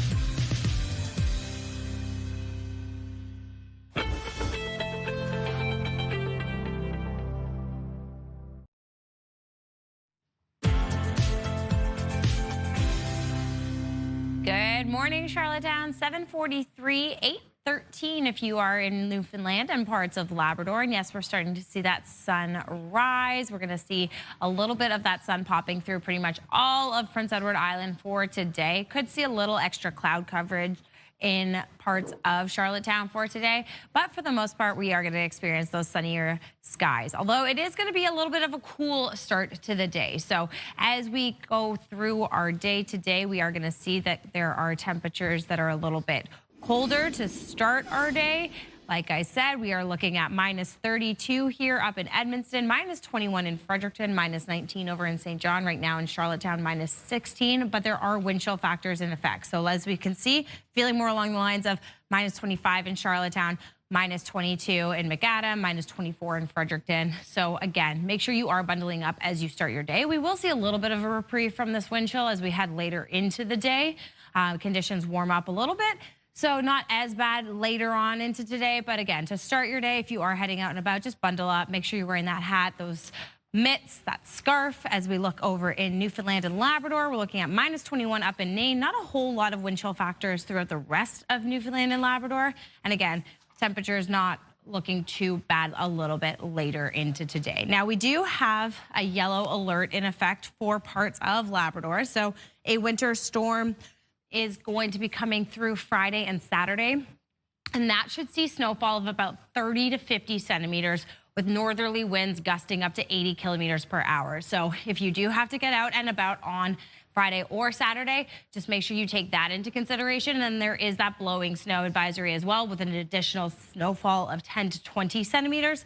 Again, on Friday and Saturday. So watching that system come through, we are still going to be experiencing some snow through parts of Newfoundland and Labrador for today, as well as entering into northern parts of New Brunswick. And then into Friday, that's when we're going to see the system really moving in pretty much across Atlantic Canada, impacting into western parts of Nova Scotia, into Prince Edward Island, and of course hanging around over in Newfoundland and Labrador as well. As for the next 24 hours, the most accumulation of snow is going to be in northern parts of New Brunswick. We're pretty much going to just see trace amounts through Nova Scotia. And then, of course, we're going to continue to hang around over in Newfoundland and Labrador. So, again, just make sure you are dressing for the elements as you head out and about. We're looking at daytime highs ranging from -8 to -13 in New Brunswick and over on Prince Edward Island. Mostly hanging around that -11 mark as we head through Cape Breton and eastern parts of Nova Scotia. We're looking from -7 up to -11. And then, of course, -6 to -8 through the rest of Nova Scotia. A few scattered flurries for the western portion of Nova Scotia. And then warmer temperatures over in Newfoundland and Labrador. But yes, we are still dealing with some of those pesky snowflakes, Crystal. Oh, yes, they're pesky or beautiful, depending on the way you look at them. It's 7:46, and Nova Scotia is home to 13,000 kilometers of coastline with incredibly diverse marine habitats. It's all right in our own backyard, but very few of us ever get to see that underwater world up close. Our next guests do just that, diving beneath the surface for their conservation work. And joining us this morning from the Canadian Parks and Wilderness Society Nova Scotia chapter, also known as CPAWS NS, is our biologists and divers, Hunter Stevens and Ange Whiteway. Thank you both for coming in. Thank you so much for having us. Your work is fascinating. Let's start with you, Hunter, since you're sitting next to me. You do your conservation work by free diving. What the heck is free diving? So free diving, in contrast to scuba diving, is just going into the water and you're snorkeling. So you don't have a scuba tank. You have no extra air accessories. So you are just going into the water and you're diving down and you're holding your breath the entire time. So this offers us a lot of flexibility and allows us to reach really remote places in Nova Scotia because we don't have to hike in like big tanks and all the other gear that's associated with diving. Amazing. So, Ange, this CPAWS organization, what you're doing is quite unique. Tell us about that. Yeah, so what we're doing is conservation freediving, and this program that we've developed here in Nova Scotia is the first of its kind in Canada, really. And as we've developed this program, we've done so by exploring different parts of Nova Scotia, seeing what works, developing our safety protocols, and really kind of honing in on how we can assess biodiversity around our province in a really effective way. And this has really been working and getting people really excited about what we're seeing. It's incredibly eye-opening. You're not that far down, Hunter, and you're wearing these incredibly long flippers. Yeah. They're in writing things down. So this is actually, you were telling me what you do. You go down in the water, you put the equipment on, and then you write down observations. Yes, exactly. So, you know, the conservation freediving program, essentially we're going into these really remote and hard to access places within Nova Scotia, because these are the places that are sort of removed from human influence. They're really pristine and natural, right? So we're going in there and we go snorkeling and we're looking at everything that we can see and we're documenting it. And that's what you saw me writing on my wrist there, was on this slate. I'm writing down what species I'm seeing and approximately how many we're seeing. And then while we're doing that too, we're taking all this amazing picture and video that you're seeing on your screen right now. So it's very physically intense. It's not just going out for a swim. You know, we're holding our breath. We've got to hold it steady. You know, I'm thinking, how do I do this without scaring the animal that I'm trying to capture and all the rest of it? And it's very cool. We've seen some really awesome stuff here in Nova Scotia. Well, let's get into what you've seen. So maybe, Ange, what's one of the more interesting creatures you've been able to see? Yeah, I mean, in terms of native species, maybe my favorite one to see is a rock gunnel. It's a very small snake-like fish that really likes to camouflage. And we found that when we make eye contact with this fish, it actually detects your eye contact and will swim away really quick. But in terms of visitors and new species that we're seeing. Okay, so this is a baby lobster. Yeah, so this is what's called a post-larval lobster. So it's just, you see, it looks like an adult lobster, but just very small. So, and there's a big one. So that one actually is carrying eggs, and that's why she's got her tail tucked. That's a really big female. So yeah, that baby lobster is looking to settle, and this was an egg-bearing female. And that's always a really exciting thing to see, because that means they're reproducing, and those big ones also produce a lot of eggs. This was a really cool find this summer, these little juvenile cowfish. So these guys are actually down south from like the Bahamas and Florida. And that was another thing we saw this year, was a lot of these interesting tropical species just occurring here. These are American eel. These are elver, actually, and going up. Oh, this was a flying gurnard. This was one of the really exciting tropical species that we saw this summer. Hunter and I had a really awesome dive close to Peggy's Cove, actually. Yeah. And that's where we saw the flying gurnards. And we were actually tipped off on Facebook, a really awesome Facebook group that people should join called Snorkel Nova Scotia, that's led by our friend Ellie. And that's a really great way for people to keep up with the species that everyone is seeing. There's a huge uptick in snorkeling right now in Nova Scotia.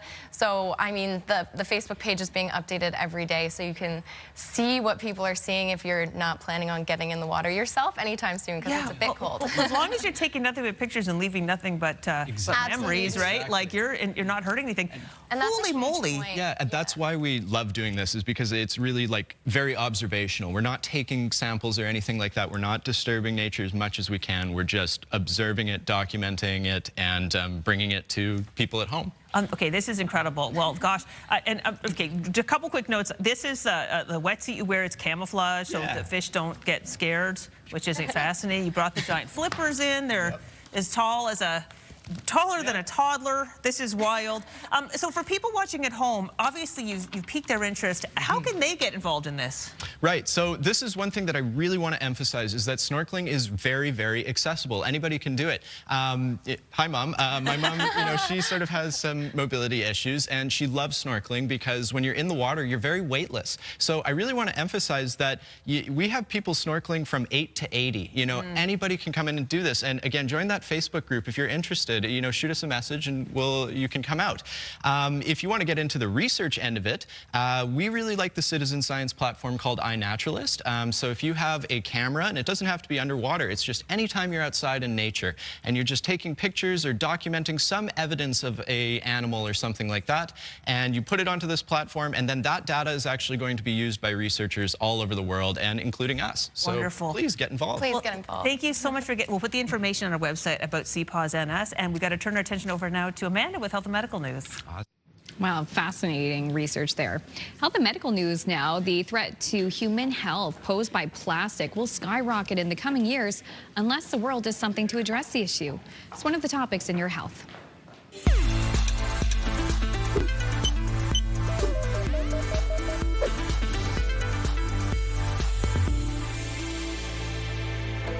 The That's the conclusion from a team of British and French researchers. They're the first to estimate the number of healthy years of life lost due to plastic worldwide.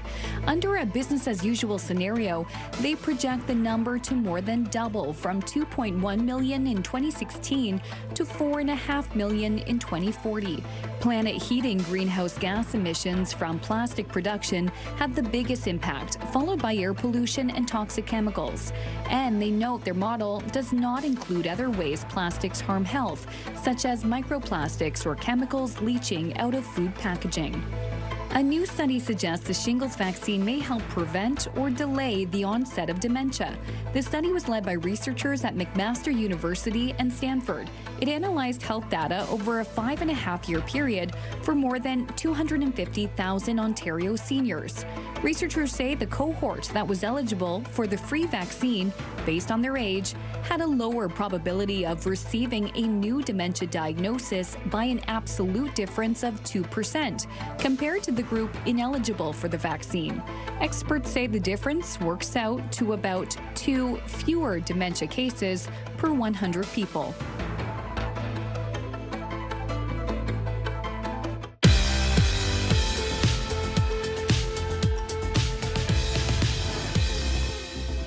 We don't have any milestones to pass along today, but if you'd like to see previously aired milestones or find out how to submit one, visit our website by scanning the QR code on your screen. And a reminder, milestones must be received 2 weeks in advance.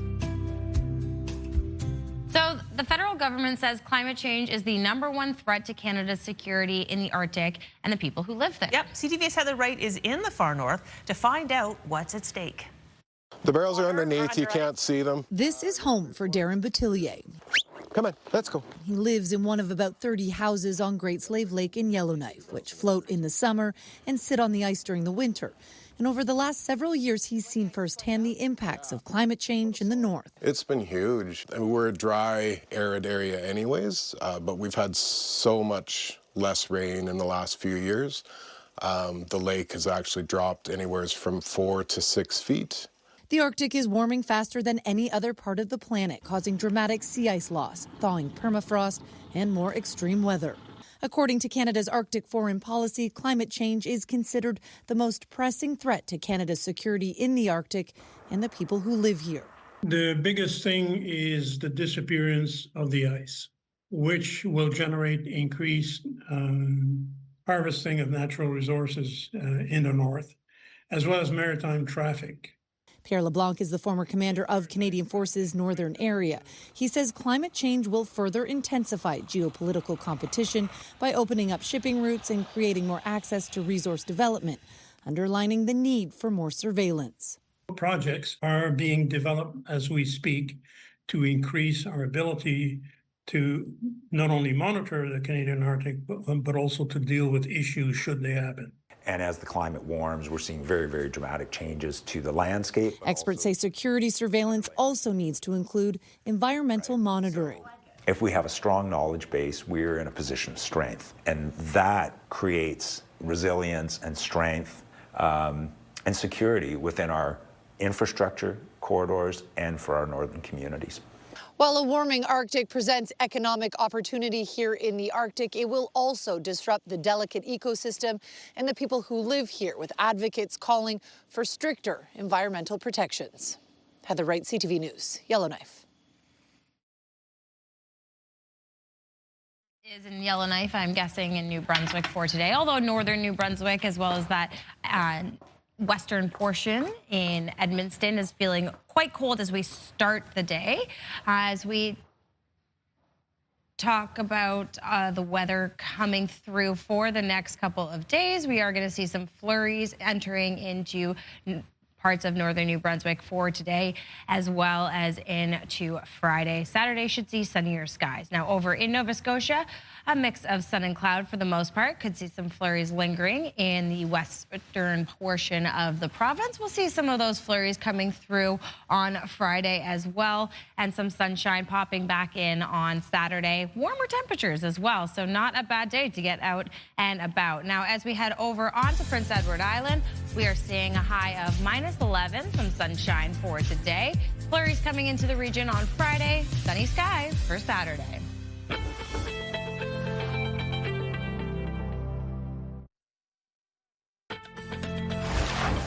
Thursday, January 29th. Today on Your Morning Atlantic, State of the Province. New Brunswick Premier Susan Holt expected to lay out the priorities and challenges facing her government in the year ahead later today.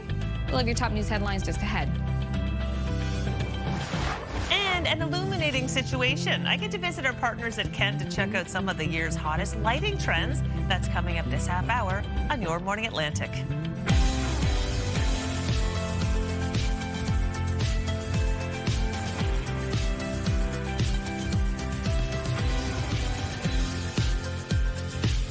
Hey, good morning. If you are just tuning in, thank you so much for giving us a bit of your time this morning. And if you've been watching this show for the past couple of hours, and you know that we're featuring the Downtown Dartmouth Ice Festival, and we have a gentleman from northern New Brunswick who started carving. Wow! Oh, he's made a ton of progress. He's made so much progress. Carl, wipe the camera. Oh. That's Richard Chasson. He brings in the ice from northern Brunswick, and he's an expert carver. Oh my gosh, we're going to reveal the final product on our show a little bit later this hour, but it's coming along beautifully. It is coming along beautifully. I'm glad he's bundled up, though, because it's a little cold out there. Yeah. Well, and just an hour ago, it was a rectangle with like the outline of a bunny. Yes. Yeah. Now it's truly becoming a sculpture. Yeah, just giving you a little taste of what you'll see in downtown Dartmouth all 3 days of the weekend. Like, it starts Friday, but Saturday and Sunday there'll be live ice carving to see, and it's so fun to watch it unfold. And Saturday will be a great day to do it because it should be sunnier. It'll be a little bit warmer, so it'll be nice to wander around downtown Dartmouth. Yeah, not like Sunday Definitely night. would. Hush there. We're not talking about Sunday yet. Oh, I'm thinking about Sunday. We're talking about right now. Look at how beautiful this is in Wentworth. Gorge, yeah. Want some fresh powder? Yeah, I actually do. If I was skiing today, anyways. If you are skiing today, I bundled up this morning because it's going to be a little bit chillier to start the day. We are having some wind chill factors in our region as well, and we're looking at colder temperatures, especially in the western portion of New Brunswick. Looking up at Edmundston right now, -32. So do bundle up if you are heading out and about to start your day as we take a look here at the wind chill factors. Again, impacting into Kentville in Nova Scotia. Most of New Brunswick is feeling the impacts of the wind chill, as well as Prince Edward Island, Cape Breton, New Glasgow as well. A little bit warmer in the Yarmouth and Shelburne areas. Not too bad of a wind chill, but again, make sure you are bundling up this morning as you head out and about to start your day. Now looking over in Newfoundland and Labrador, it is a little bit cooler up in Nain. However, not a whole lot of wind chill factors impacting into the rest of the area, although it is saying that right now it's -4 in St. John's, but feeling more along the lines of -14. So feeling about 10 degrees colder than what those numbers are saying. So if you do have to go out and about this morning, just make sure you're bundling up. Those will subside a little bit later into today, but for the morning, we are going to be contending with those wind chill factors. Of course, I'll have a full look at that forecast coming up in just a bit. For now, let's head over to Amanda. New Brunswick Premier Susan Holt is expected to lay out the priorities and challenges facing her government when she delivers her second State of the Province address in Fredericton later tonight. The evening event will be held at the Fredericton Convention Centre. The Liberal Premier has previously said the province's forestry sector makes it one of the most at-risk provinces to U.S. tariffs. Holt has also said her government has put a lot of effort into building a foundation for healthcare in 2025, and patients will soon see results from new investments. Many more products from Ontario are going to be shipped through the Port of St. John. At Wednesday's meeting of Canada's provincial and territorial leaders, Premiers Susan Holt and Doug Ford committed to moving even more containers through the facility. Ontario made up for 31% of the port's total exports in 2025. The bulk of the Ontario goods that are moved through the port are bound for markets outside of the U.S., including Europe, Asia, and the Caribbean. A man who confessed to a woman's murder in Dartmouth nearly 15 years ago will be back in court today, trying to get that conviction thrown out. Christian Kleik argues his lawyer was ineffective in defending him. Clyke fatally shot Angela Hall in a drug deal gone wrong in 2011. At the time, Clyke had consumed Valium and benzos. He confessed and was found guilty of second-degree murder by a judge, despite pleading not guilty and not having a trial. He received a life sentence with no chance at parole for 12 years and abandoned an early appeal before filing again in 2022. Clyke's defense argued he had a psychotic episode at the time of the confession and didn't have an operating mind. Clyke argues his defense was ineffective and his charter rights were breached by the Crown's failure to disclose an audio recording of one of his police statements.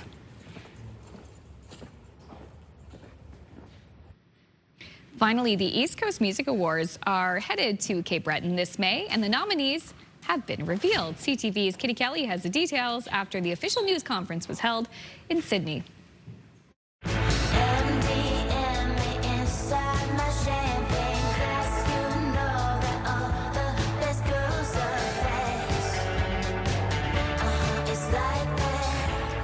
Yesterday's Juno nod, leading this year's ECMA nominations is Goldie Boutillier with 7. I was lost in concrete jungles, burning wasted junk Utahs. Followed by Daniel James McFadgen with 6.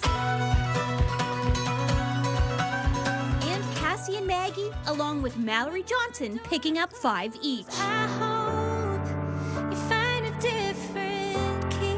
I've been involved with the East Coast music world for over 30 years, and you know, as somebody who's been a supporter and has made my life in music in this region, when this job became available, it was calling to me. This year marks a new chapter for the ECMAs, with longtime music advocate and Great Big Sea co-founder Bob Hallett stepping into the role as executive director. This is a place where we gather together the best music, the best musicians, and the best industry professionals in this region, and we create a marketplace. We have buyers coming from all across the country and all around the world, and they're looking for talent, they're looking for something new, and they're looking for something great, and we know we've got that. East Coast Music Week will take over Sydney from May 20th to 24th.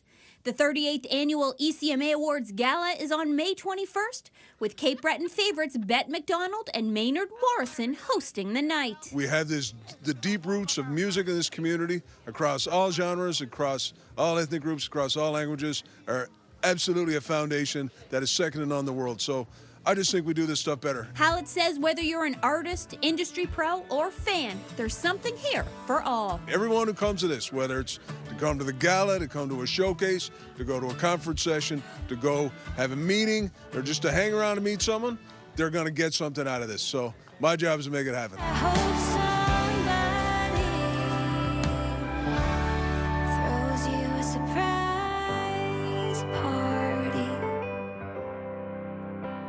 Thanks to Katie for that piece. Not so fun fact, the last time the ECMAs were supposed to be held in Sydney was during the pandemic. So it was all virtual. Well, it's going to be fun. Yeah, going to be party. It's not going to be virtual now. No, absolutely not. It'll be a party and a half. It'll be a time, as they say. All right, this is something cool to see visually, but do not try this at home. Some daredevils attempted to thread the needle at the world's tallest hotel. So check out this team of skydiving wingsuiters. They fly through the eye of the Ciel Dubai Marina Hotel in Dubai. And if you think you've seen this before, there was a similar scene in one of the Transformers movies, actually. But that was CGI. This, what you're seeing, is real. Wow. Yeah, they had to practice for dozens of times. Look at that. How do they practice? I don't know. Okay. I dare not ask. It's not for us to do. Oh my gosh. That's wild, right? They're wingsuiters. So they're basically flying like bats. Squirrels. They're flying squirrels. They're human flying squirrels. Anyway, neat to see, but and also cool that they put those smoke packs behind them too to make it more dramatic. Yeah. It's like not flying through the eye of the needle isn't dramatic enough. Try this? Well, it's funny that you said, like, don't try it at home. I was like, I don't think I could if I wanted to. Exactly. I'll figure out a way. Oh my gosh, you could do that. That would be something. Listen, if you're going to do that outside today, you are going to be freezing. Yeah, maybe go to Dubai to do that. Yeah. Yeah, that's true. Brienne's got the local forecast coming up too. Also lighting up your life. Crystal stops by and sees our friends over at Kent to show you the different lighting options for any space in your home. Ooh, hello. to Morning Atlantic. We'll be right back after this.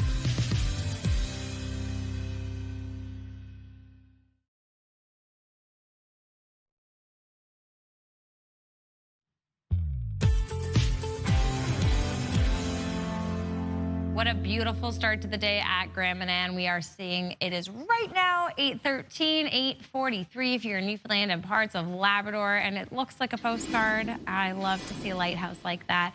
Of course, weather is brought to you by ALC.ca. We are looking at a cooler start to the day, especially in western parts of New Brunswick. As we can see, minus 32 right now in Edmonton, minus 22 in Fredericton. We're already starting to see a little bit of a warm up through the southern portion of the province, however, and we are seeing warmer conditions over in Newfoundland and Labrador to start the day, although wind chill factors are going to be impacting how that actually feels. So as we take a look here at our wind chill factors for right now, frostbite within 25 minutes if you are out and about in Edmonton, so take that into consideration this morning. Again, just better to bundle up this morning. As we can see, the wind chill is impacting pretty much across the Maritimes. We are going to see that lessen as we head into later into today as those temperatures warm up, but it's still probably around 10 degrees colder than what those numbers are saying as you head out and about for today. Now, taking a look here at Newfoundland and Labrador, again, like I said, colder in the Nain area.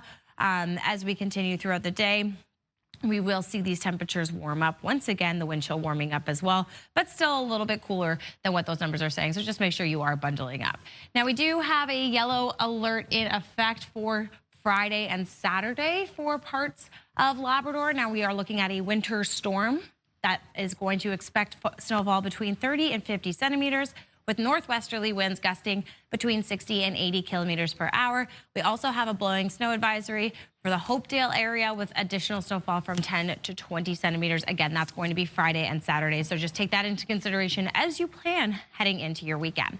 Now, taking a look at our forecast for today, we are seeing most of that snow sticking around Newfoundland and Labrador. Could see some in western parts of Nova Scotia, northern parts of New Brunswick for today, mostly sunny skies. However, as we head into tonight, we'll start to see a little bit more of that blanketing snow coming across the region. So some flurries expected, but not a whole lot of accumulated snowfall as we head into the next 24 hours. The majority of that up in the northern part of New Brunswick, mostly just trace amounts through Nova Scotia, and then of course still hanging around in Newfoundland and Labrador. So for today, we're looking at average temperatures between -8 and -13, some scattered snow up in northern parts of New Brunswick. Across the island, pretty much -11, and that sun should be shining through. A few scattered flurries hanging around in Cheticap, but we are continuing to see that those temperatures are between -7 and -11, and then a little bit warmer in western parts of Nova Scotia. But again, along that Bay of Fundy coastline, could see an additional couple flurries hanging out throughout the course of today. Warmer temperatures over in Newfoundland and Labrador, but again, some of that snow is still falling. Time now to check in with Amanda for your national and international headlines. Thank you, Brianne. Canada's premiers are gathered together for a full day of meetings today in Ottawa. Meantime, Prime Minister Mark Carney is working on a potential new partnership with another country that has also been targeted by U.S. President Donald Trump's tariffs, South Korea. CTV News can confirm Canada has signed a memorandum of understanding with the Southeast Asian country, which includes talks on bringing South Korean auto manufacturing to Canada. That could include vehicles, parts, or batteries. A trade delegation, including representatives from Hyundai, met with the industry minister earlier this week. These are very friendly discussions between two countries that have found themselves with extremely similar geopolitical dynamics and similar economies, and in many ways complementary. And that was our main message. Officials from another South Korean company trying to win a contract to build Canadian submarines were also part of the discussions. Months after Hurricane Melissa ravaged Jamaica, the island nation is still trying to rebuild, with damage estimates ranging between $8 and $15 billion. CTV's Maya Johnson traveled there and discovered many Canadians are intertwined with Jamaica's recovery. Despite the devastation in the coastal community of Parody, in the hard-hit parish of St. Elizabeth, Jennifer Forbes is grateful. Lost a lot, but I give thanks for life, you know? When Hurricane Melissa made landfall in Jamaica as a Category 5 storm, at least 45 people were killed. Forbes could have been one of them. The storm surge sent seawater bursting into his home. With water rising to his chest, he was trapped until he was able to escape through a window. The water went down, but the shaking of the house, I think it would collapse, as I said before. You know? So I'm glad that I survived, you know. As for Jamaica's economic survival, tourism is key. It accounts for a third of the economy, and it's very important to us. As the tourism industry recovers, the island recovers. This couple from Boucherville, Quebec, has visited this Negril resort more than a dozen times. They say canceling this year's trip was out of the question. We feel home away from home. It's our second family. While many hotels in tourism hotspots are now fully operational, many Jamaicans living in rural areas still don't have electricity. Holland Power Services and Greystone, both private companies based in New Brunswick, are here to help. It's a proud moment for Canada, like over 300 Canadians that are here helping rebuild the electricity system, essentially. And we're fortunate that Canada has expertise in that category. We've never seen anything like this. This is historic. It must have been terrifying to be here when the storm came through. As more Canadian equipment arrived at the start of January, Jamaican officials expressed their gratitude.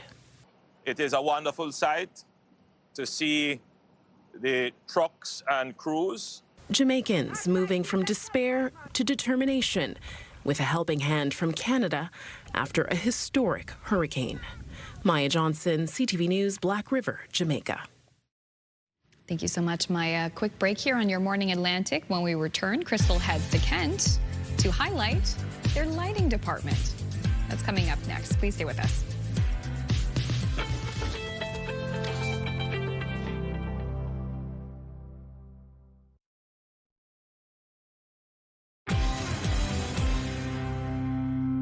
I am at Kent in Dartmouth Crossing. I'm joined by Jill Spindler, who's a pro light specialist, and we're going to talk about lights because the lighting department at Kent is lit. It sure is. I bet you get that all the time. It sure is. I do. I'm a fan of that one. Well, that's a good one. It is great. I really love the lighting at Kent, and it's because you have so many beautiful lights that are so fresh and stylish. Yes, thank you. You are not paying me to say that. That is coming from my heart. Talk about just how many lights we have here. Yeah, so this store alone has roughly about 600 lights. We're at that time of year right now where we're transitioning into our 2026 collections. So we've actually brought in 2 new vendors this year. We're working with Cusco Lighting and Dana Light, which are new to our stores. And also we've expanded our selection with DBI lighting, with Harmonized Home with Canarm, with Eglo lighting as well. So we have a full selection, really something for everybody. The other thing we've now introduced too is that we have a special order program. So we have a full program of vendors that we don't sell in store, but yet we have a great relationship with and can really find anything that you need. So if you want it, you can find it. Absolutely. Okay, I love that. Let's talk about trends in lighting, one of my favorite topics. So lighting is a fashion category, so it does have trends just like any fashion does as well. We're seeing a lot still in our black. Black is very popular, but within black we have modern black lighting, we have farmhouse black lighting. We're seeing a lot of the two tones like the mixed metals that have our black and gold as well. Yeah. And then we also have our natural elements. So that's like bringing the outdoors in, okay? So it's expanding that living space from indoors, outdoors. You get those outdoor elements that brought into the home for that warm feeling. It's beautiful. I love that trend so much. Oh my gosh. Talk about glass. Yeah, so glass was something that we see change fairly regularly each year. We're coming out of that plain glass where you have the exposed bulb, but more into a textured glass. So we have a milky swirl glass, we have a seeded glass, we have a ribbed glass, we have a white opal glass, all kinds of different options with glass, an alabaster glass, marble glass. So that's a big trend this year that's changing. All right, also gold is huge, but not the brass that we remember from like the 80s and 90s. Yeah, not grandma's brass, definitely. It's a like a brushed gold. It's a much more muted tone, much more timeless, very pretty. All right. Well, I've already picked up my favorite fixture of the moment. What's yours? I think probably this one here with the texture glass. The round bulbs with the ribbed glass is pretty and unique. It's gorgeous, but are they enclosed? Because I wouldn't want to have to clean. They're not. No, they're not. Easy to clean. Just dust them off. Yep. Love it. Yep. Okay, perfect. For me, I think the one that I like is over there. There's a glass, but it's kind of like a bulb inside. Yeah, so that's an integrated LED. And what's unique about that particular fixture is that it's actually a disc that's inside of it. So when the LED does go, and they have a lifespan of 20 some years, some of them, when it does go, we just pop out the disc and put a new one in, so we don't have to change the actual fixture either. Love it. Okay, so that is another trend too, of course, is efficiency. Absolutely. All right, it could be overwhelming because you have so many options out there. How can a person like you help me out? Yeah, so in our stores, anybody in our departments can definitely help you out. They have access to all of our special order programs as well. And for our pro customers, we have lighting specialists in all of our major markets. So those specialists work directly with the contractors customers. They can do everything from residential to commercial to multi-units. Really just take you from the starting process of planning right into delivery to site on hassle-free. Well, Jill, this has been so much fun. Thank you so much. Oh, my pleasure. And we put more information on our website about Kent, and you can find out what they're lighting there, or pop into any location. Somebody awesome like Jill will help you. Let's go pick out our second favorite fixture now. Sounds great. Okay, Thank you so much. Yeah, we'll message you after. Taking a look here at our 3-day forecast, we are seeing additional snow falling for northern parts of New Brunswick today. We are going to continue to see an average of -11 across the province, and we're going to see some sunshine coming into the forecast on Friday. An additional couple flurries hanging around into Saturday. We'll see mostly sunny skies. Over in Nova Scotia, we are seeing a high of average of -7. Sunnier conditions. Could see a few flurries hanging around western parts of Nova Scotia for today, as well as into Cape Breton. Into Friday, we'll see some additional flurries hanging around the region, but Saturday will bring some sunshine and warmer temperatures. Over on Prince Edward Island, we're going to see a high of -11 pretty much across the island, some sun shining through. And then Friday, yes, those flurries that are impacting the rest of the Maritimes will impact there.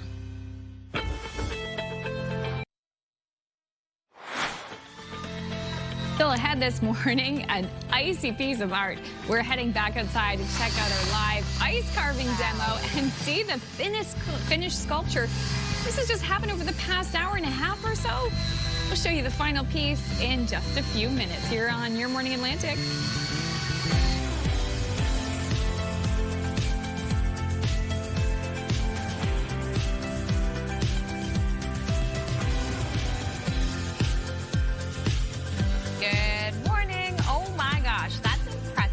Right? Yeah, I wish I was that talented. It was a block of ice, and now it's a beautiful 3D sculpture.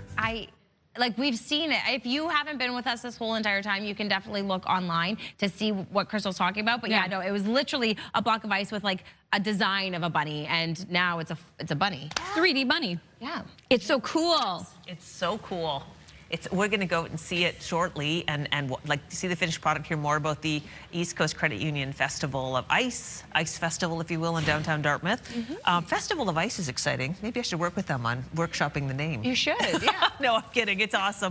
Anyway, the temperature is perfect for ice carving. That's one of the reasons Richard's able to pull it off right now. Yes, cool conditions are hanging around for us, especially this morning. So we are actually seeing some colder temperatures to start our day, but look at that sun shining in St. John's. So, you know, a nice reprieve from the snow they've been experiencing over the past few days. That nor'easter that had impacted our region earlier in the week. Now, as we take a look here at those current temperatures, right now -6 in St. John's. We're looking at -32 in Edmundston, -22 in Fredericton, -14 in Halifax, -16 in Charlottetown. But of course, wind chill factors are going to be impacting how those temperatures are feeling. So again, make sure you are bundling up today because temperatures feeling colder than what those numbers are saying, especially throughout New Brunswick into Prince Edward Island, most of Cape Breton as well, experiencing those colder conditions. And over in Newfoundland and Labrador, again, it's feeling like -14 in St. John's, even though it says it's -6. So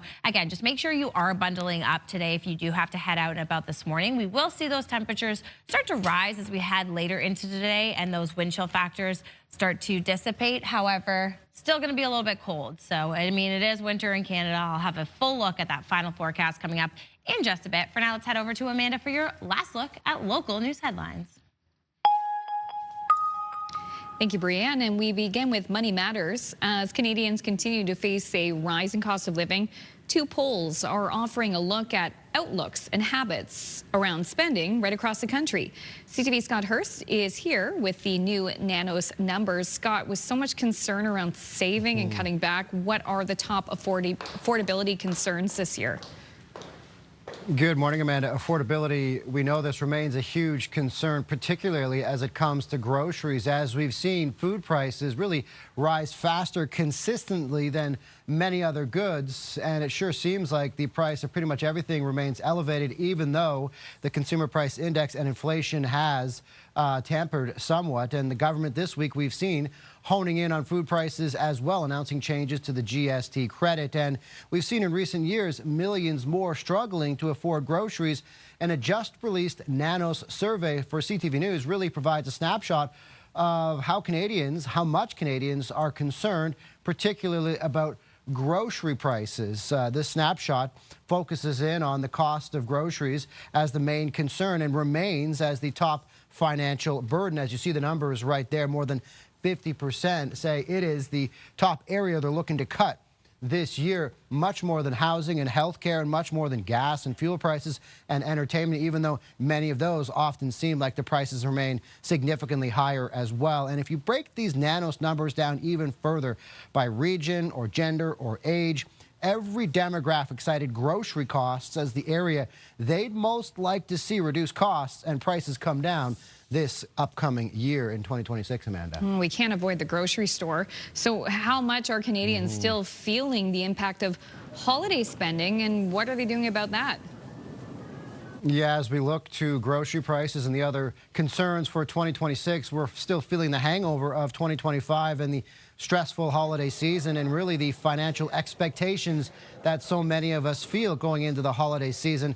And when it comes to January, we're often left with a hard choice to cut back. And according to a new report from financial technology company Coho, a third of Canadian holiday shoppers say they went over budget. So now in January, it means 2/3 say they're making at least one change to their budget, with just over half saying the first place that they're going to cut in order to get some ground back from holiday spending is eating out less this month. And so that is one area where we're looking to save, as affordability remains a huge concern as a hangover from 2025, Amanda, but also looking ahead to 2026. Okay, Scott, thank you for breaking down the numbers for us this morning. Thanks, Amanda. CTV Scott Hurst reporting live for us from our national newsroom in Toronto.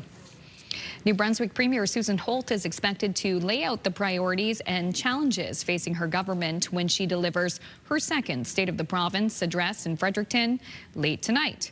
The evening event will be held at the Fredericton Convention Centre. The Liberal Premier has previously said the province's forestry sector makes it one of the most at-risk provinces to U.S. tariffs. Holt has also said her government has pulled a lot of effort into building a foundation for healthcare in 2025, and patients will soon see results from new investments. Finally, a gala kickoff in Halifax last night for a busy and important annual event.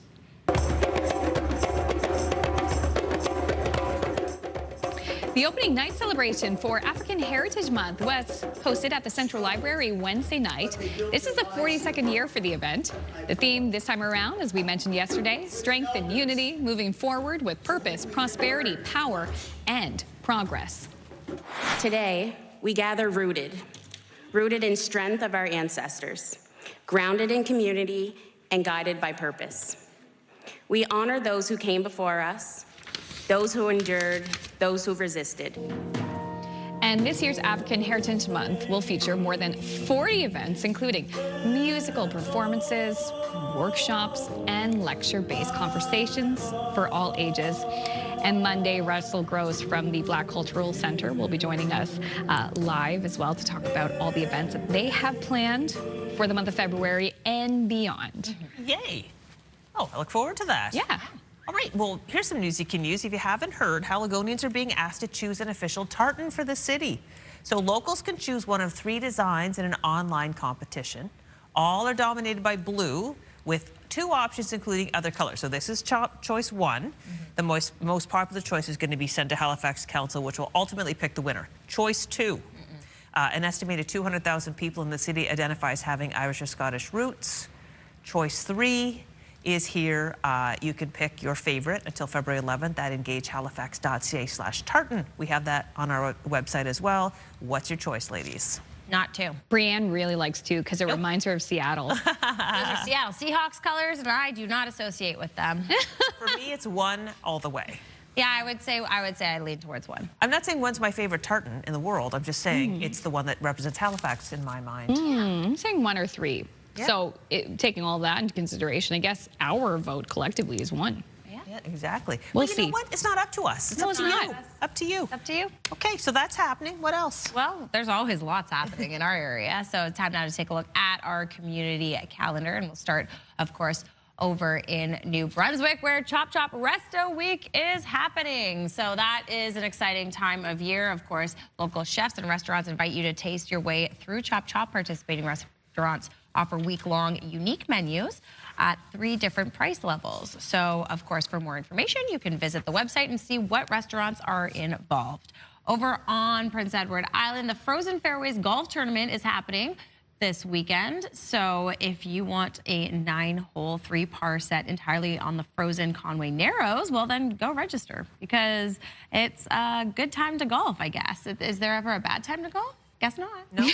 You can visit their Facebook page for additional details. And over in Nova Scotia, Dine Around Nova Scotia is happening as February begins. And of course, that's pretty much across all of Nova Scotia. So savor the flavors of Nova Scotia with specifically curated fixed menus from participating restaurants, prices between 10, 20, 30, 40, 50, 60. You get it. I love a price menu. I love it. all the winter food festivals. I know. Right now. Winter food festivals are the best because I just want to eat my way through winter. But if you have an event, we want to hear about it. So send us all of those details to Your Morning Atlantic at ctv.ca.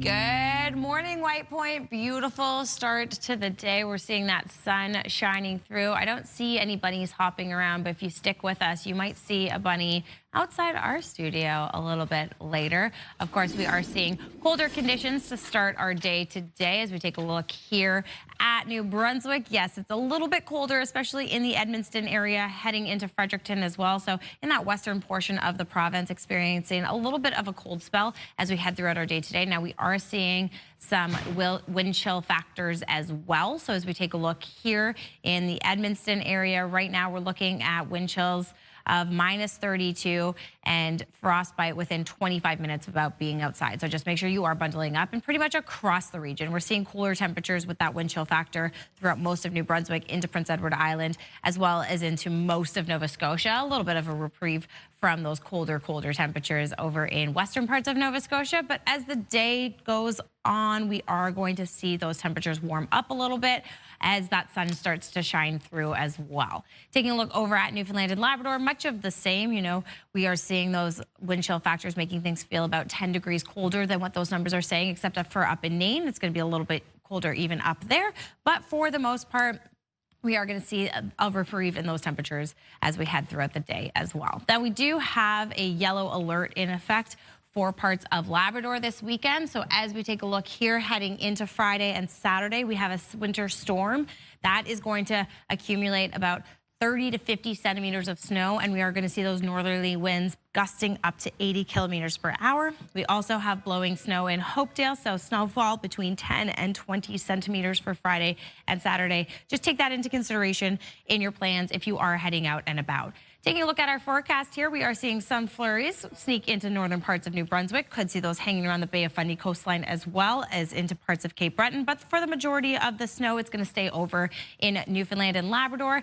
Into Friday, however, we should see a little bit more of a blanketing of snow. Not a whole lot of accumulated snow coming through, but we will see some more flurries in our region as we head into Friday. Now, taking a look here, Majority of that snowfall for the next 24 hours is going to be up in that northern New Brunswick area. We'll see, like I said, trace amounts along that Bay of Fundy coastline as well as over into parts of Cape Breton. But as we head throughout our day today, we are going to see some more falling snow in parts of Labrador, a little bit along the coastline there in Newfoundland as well. So make sure you are bundling up, and let's go check on our ice sculpture outside with Crystal.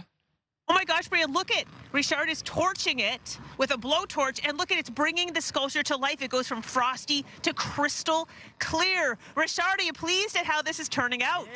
Yes, very much so for the time I had. Oh no, and the weather.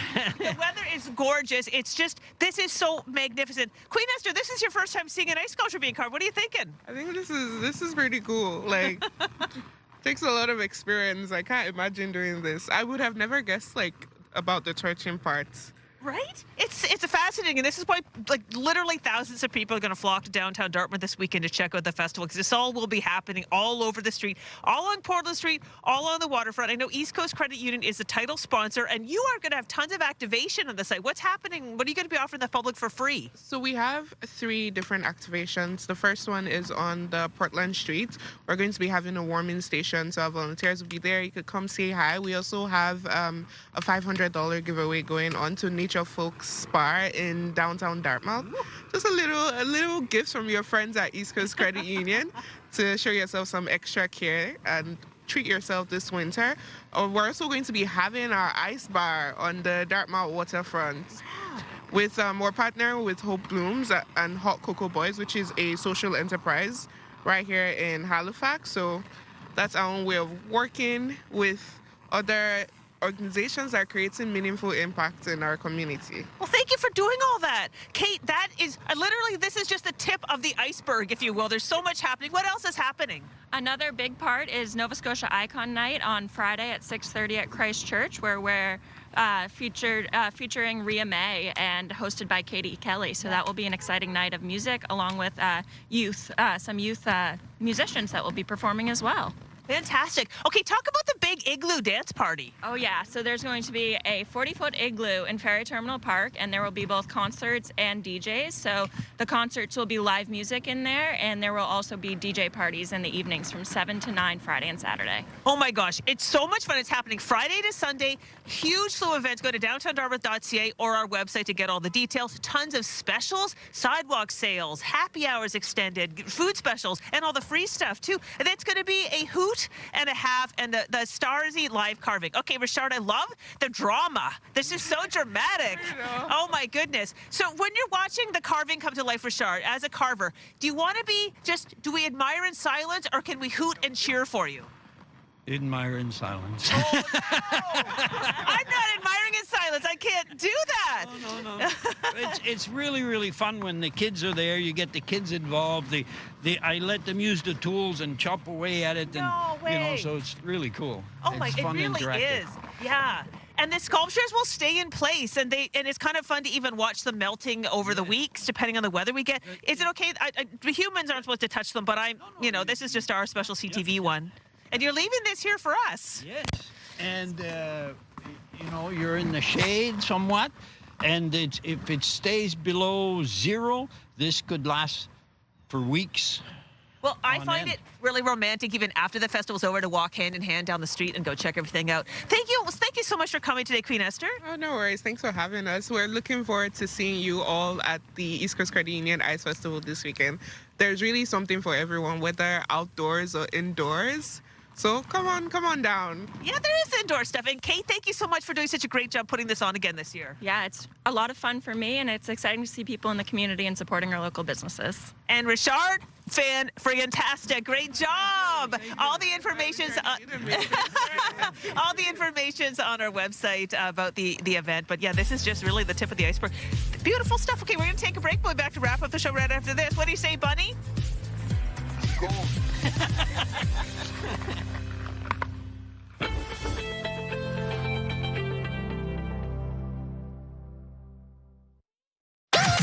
The #1 morning show in Halifax. Turk, Megan, and Amateur Alex. And home to the biggest artists. Halifax's #1 hit music station. 101.3 Virgin Radio.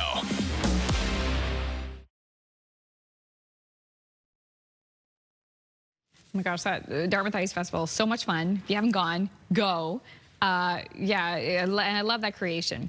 Okay, we've been having a lot of fun. We received so many text messages from you all this morning. About what song was popular on your 14th birthday. I bet you they got their math right. I think they did.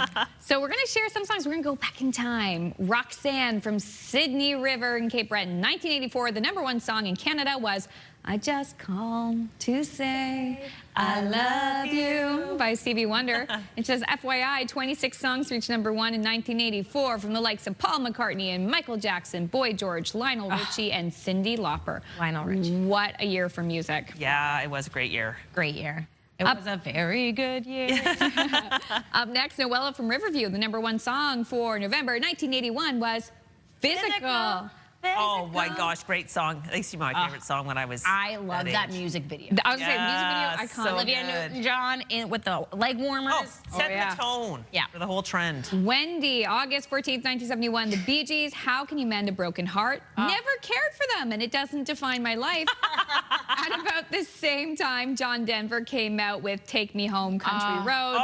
That was more my vibe. Fair, Wendy. Great song. Country Roads. Great song. Laura from Oramucto, May 1st, 1982, I Love Rock and Roll by Joan Jett and the Blackhearts. Great one. Rock and roll. Very good.